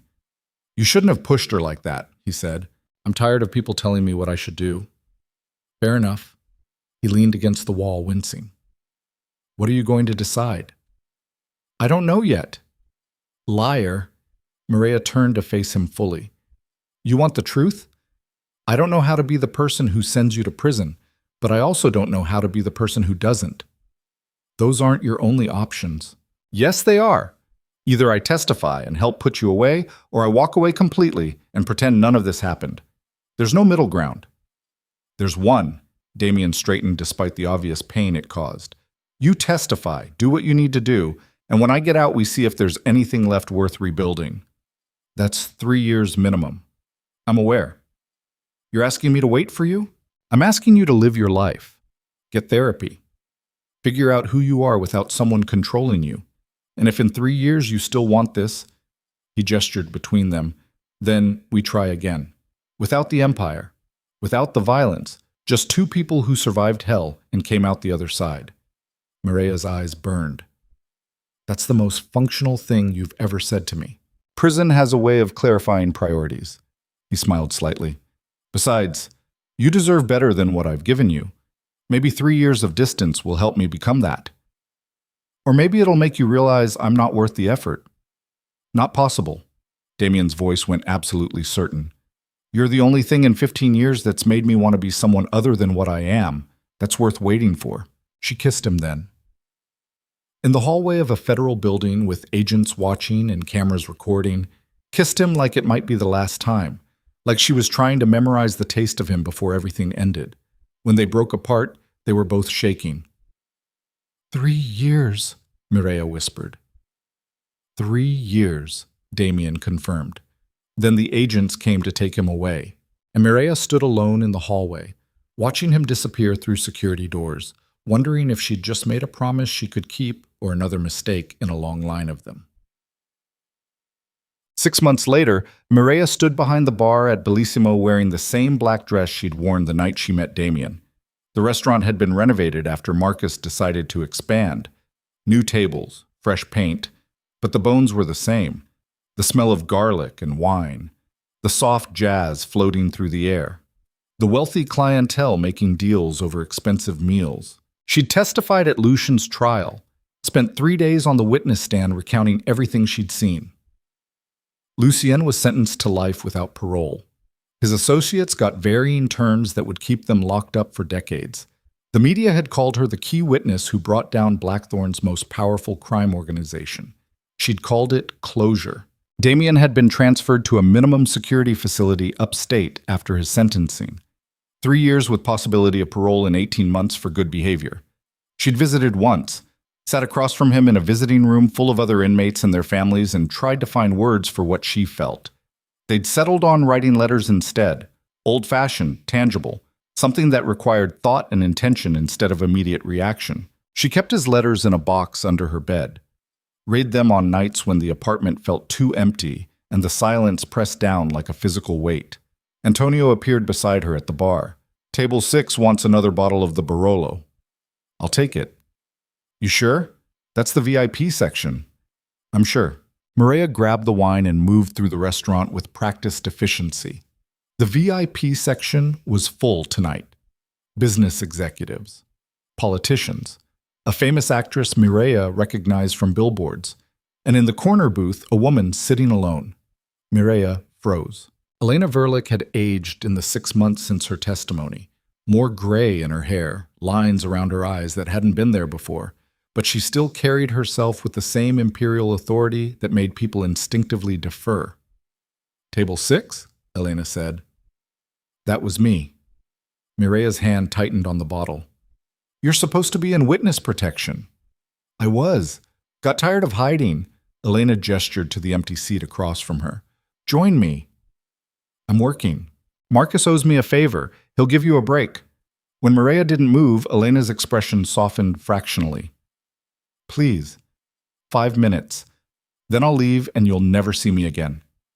Against her better judgment, Mireya sat. Elena poured wine into 2 glasses, pushed one across the table. You testified against Lucien. Yes. That took courage. Or stupidity. Often the same thing. Elena sipped her wine. I've been following your life, the apartment you rented, the therapy sessions, the way you've started rebuilding without my son around to complicate things. Why are you here? Because I owe you an apology. Elena set her glass down carefully.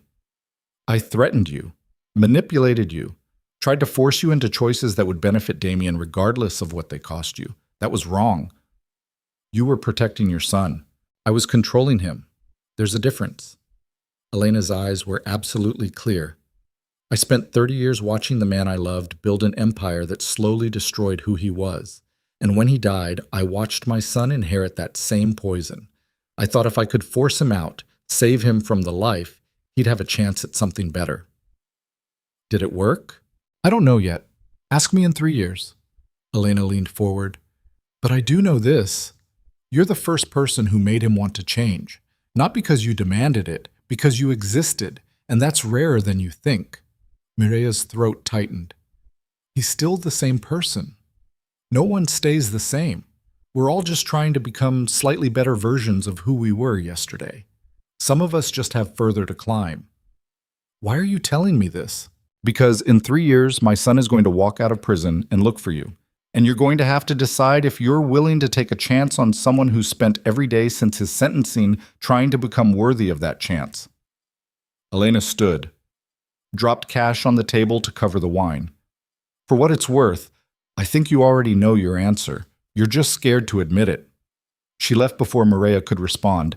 Antonio appeared with a questioning look. You okay? Yeah. Mireya stared at the wine Elena had poured. Just ghosts from the past. Want to talk about it? Not really. He nodded, headed back toward the kitchen. Mireya sat for another moment, thinking about cages and choices and the terrifying possibility that maybe love didn't have to look like control.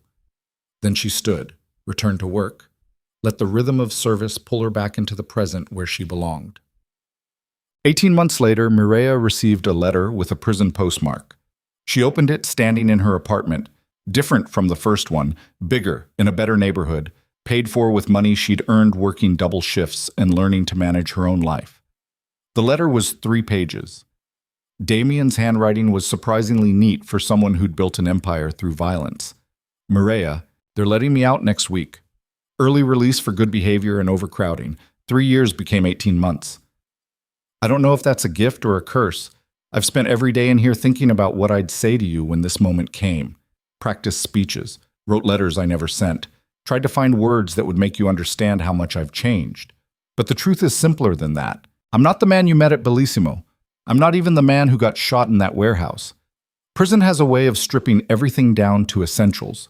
And what I found underneath all the violence and control and need to dominate was someone who just wants to be worthy of the second chance you might give him. I don't expect you to be waiting when I walk out. I don't expect anything. But if you're willing, I'd like to see you. No games, no manipulation, just coffee and conversation and the possibility that maybe we can build something real this time. If not, I understand. You've earned the right to walk away. Either way, thank you for showing me what I could become instead of what I was. Mireya read the letter 3 times. Then she pulled out her phone and made a call. The halfway house sat in a neighborhood she didn't recognize. Quiet streets, small houses with chain-link fences. The kind of place designed for people transitioning back into a world that had moved on without them. Mireya parked across the street and waited. At 3 o'clock, the door opened. Damien Verlick walked out carrying a single duffel bag and wearing clothes that didn't quite fit right. He looked thinner, older. The hard edges softened by time and consequence. He saw her car immediately, froze on the sidewalk like he couldn't quite believe she was real. Mireya got out, stood beside her door, heart pounding. They stared at each other across the distance. Then Damien crossed the street. Up close, she could see the changes more clearly. Scars she didn't recognize, silver threading through his dark hair, eyes that had seen things and learned to carry them differently. "You came," he said. "You asked me to." "I gave you an out." "I know." Mireya took a breath. "But I spent 18 months in therapy learning something important. I don't need to be saved. I don't need someone to protect me or control me or make decisions on my behalf. What I need is someone who sees me as an equal, who respects that I'm strong enough to stand beside them instead of behind them. I'm trying to be that person." "I know. That's why I'm here." Damien set his bag down. "I have nothing to offer you. No empire, no power, no money. Just a job washing dishes at a diner and a parole officer who checks in twice a week." "Good." Mireya smiled slightly. "Because I don't want any of that. I just want to see if the person you've become and the person I've become can figure out how to build something honest. That's terrifying. Everything worth having is." He studied her face like he was memorizing it. "What if I fail? Then we fail, and we try again. Or we don't. But at least we'll know we tried." She held out her hand. "So, coffee?" Damien looked at her outstretched hand, at the simple human gesture of connection without possession. Then he took it. "Yeah, coffee sounds good." They walked to her car together, got in, drove toward a coffee shop 3 blocks away that Mireya had picked specifically because it was neutral territory. Somewhere neither of them had history. Inside, they ordered drinks and sat across from each other in a corner booth, while afternoon light streamed through the windows and the rest of the world carried on around them. "Tell me about the last 18 months, Damien said. So she did. About therapy and nightmares and learning to sleep without fear. About the promotion at Bellissimo. The apartment she'd furnished herself. The friends she'd made who knew nothing about her past. The slow, difficult work of becoming someone who existed outside of trauma. And Damien listened, really listened, without interrupting or offering solutions or trying to fix things. When she finished, he told her about prison, about the violence he'd avoided, the classes he'd taken, the anger management and substance abuse counseling they'd required, the endless hours of thinking about who he wanted to be when he got out. "I'm not going back to that life," he said. "I can't. It almost killed me. Actually killed people around me. I need to figure out how to be someone who doesn't solve problems with violence. That's going to take time. I know, but I have time now. And if you're willing, I'd like to spend some of it proving I'm serious. Mireya wrapped both hands around her coffee cup. What does that look like? Slow. We take this slow. No moving in together, no big gestures, just dates and conversations and figuring out if we actually like each other when we're not in crisis mode. I can do slow. And if at any point this doesn't work, we walk away. No drama, no manipulation, just honesty. Deal. They sat in comfortable silence, drinking coffee, watching people pass by the windows. Eventually, Damien said, I never thanked you. For what? For not giving up on the possibility that I could be better, even when I gave you every reason to. Mireya met his eyes. You took a bullet for me. That counts for something. Doesn't erase the other things I did. No, but it shows you're capable of putting someone else first. That's a start. Damien's hand found hers across the table. His grip was gentle, uncertain, nothing like the possessive control she remembered. I love you, he said quietly, not the obsessive, consuming way I did before. Just love, the kind that wants you to be happy, even if that happiness doesn't include me. Mireya's eyes burned. I don't know if I love you yet. I think I might, but I need time to figure out if what I feel is real or just leftover trauma. That's fair, but I do care about you, and I want to see if this version of us can work. That's more than I deserve. Probably, she smiled. But maybe we've both earned the right to take a chance on something imperfect. They finished their coffee, made plans to meet again later that week, exchanged phone numbers like normal people starting a relationship instead of survivors of shared catastrophe. When they walked out to the parking lot, the sun was setting over Blackthorn City.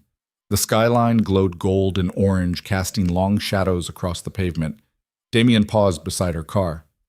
Can I kiss you? The fact that he asked instead of just taking made something tight in Mireya's chest finally loosen. Yeah, she whispered. You can. He kissed her slowly, carefully, like she was something precious instead of something to be claimed. And for the first time since that night at Bellissimo, when everything started, Mireya felt like maybe this could actually work. Not because they'd found some perfect happy ending, because they'd both survived enough to know that perfection didn't exist. Only people trying their best. And sometimes, that was enough. 2 years after Damien's release, Bellissimo hosted a private event. The restaurant had been closed to the public for the night. White tablecloths, fresh flowers, soft lighting that made everything glow warm and golden. Mireya stood in front of the mirror in the back office, adjusting the simple navy dress she'd chosen. Not a wedding, not a celebration, just a dinner with the handful of people who'd been part of their journey. Antonio knocked on the door. You ready? Almost. He's nervous out there. Keep checking his watch. Mireya smiled. Good. He should be nervous. She'd spent 2 years watching Damien rebuild his life from nothing. The job at the diner had turned into management. Management had turned into part ownership. He'd stayed clean, attended his meetings, showed up to parole appointments, slowly earned back pieces of trust. And through it all, they dated like normal people. Dinners, movies, arguments about stupid things, making up, learning each other's rhythms without the overlay of violence and crisis. It hadn't been perfect. There'd been setbacks, moments when old patterns tried to resurface, times when Mireya's trauma made her pull away, and times when Damien's need for control almost destroyed what they'd built. But they'd kept showing up, and somehow that had been enough. Mireya walked into the dining room where 24 people were gathered, Marcus and Antonio from the restaurant, the therapist who'd helped her survive the hardest year of her life, a few friends she'd made who knew nothing about organized crime or federal investigations, and Damien, standing near the window in a suit that fit properly, looking at her like she was the only person in the room. She crossed to him, took his hand. You look beautiful, he said. You look nervous. I am nervous. He pulled a small box from his pocket. Because I'm about to ask you something and I have no idea what you'll say. Mireya's breath caught. Damien opened the box. Inside was a simple ring. Not the family diamond he'd given her before, Just a clean band with a single stone that caught the light. "I'm not asking you to marry me," he said. "We're not ready for that. Maybe we never will be. But I'm asking if you'll keep building this life with me. If you'll keep taking chances on the person I'm trying to become. If you'll accept this ring as a promise that I'll never stop working to be worthy of you." Tears streamed down Mireya's face. "That's the second most functional thing you've ever said to me. What was the first?" 3 years ago when you told me to live my own life." Damien smiled. "So is that a yes?" "It's a yes." He slid the ring onto her finger, kissed her while their friends applauded, and Antonio opened champagne in the restaurant filled with the sound of people celebrating something small and imperfect and real. Later, after the dinner and the toasts and the slow dance to music from the piano player who'd been there the night they met, Mireya and Damien stood on the sidewalk outside Bellissimo. The city stretched around them, alive and indifferent and full of people living their own complicated stories. "You know what I realized?" Mireya said. "What?" "Love didn't save me. I saved myself. You just stood beside me while I figured out how." Damien wrapped an arm around her waist, pulled her close. "And you stood beside me while I figured out how to stop being a monster. You were never a monster, just someone who didn't know any better. Neither were you." They stood in comfortable silence, watching the city they'd both survived. And Mireya understood finally what it meant to be free. Not the absence of cages, but the choice to walk into them with someone who'd learned to unlock the doors. "Ready to go home?" Damien asked. "Yeah," Mireya said. "Let's go home." They walked away from the restaurant together, past the spot where the black sedan had first picked her up, past the memories of who they used to be. Toward the future, they were building one careful, imperfect day at a time. And somewhere in the darkness between streetlights, Mireya realized the most important thing of all. She was no longer afraid. Not of love, not of violence, not of the possibility that this still might fall apart. Because she'd learned the hard way that survival wasn't about avoiding danger. It was about walking through it and coming out the other side strong enough to know you'd survive whatever came next. And she was finally, truly, completely strong. Not because someone protected her, because she'd learned to protect herself and chosen to share that strength with someone who'd learned to do the same. That was the real ending, not a fairy tale. Just two broken people who'd survived hell and decided broken was good enough to build something beautiful. Together.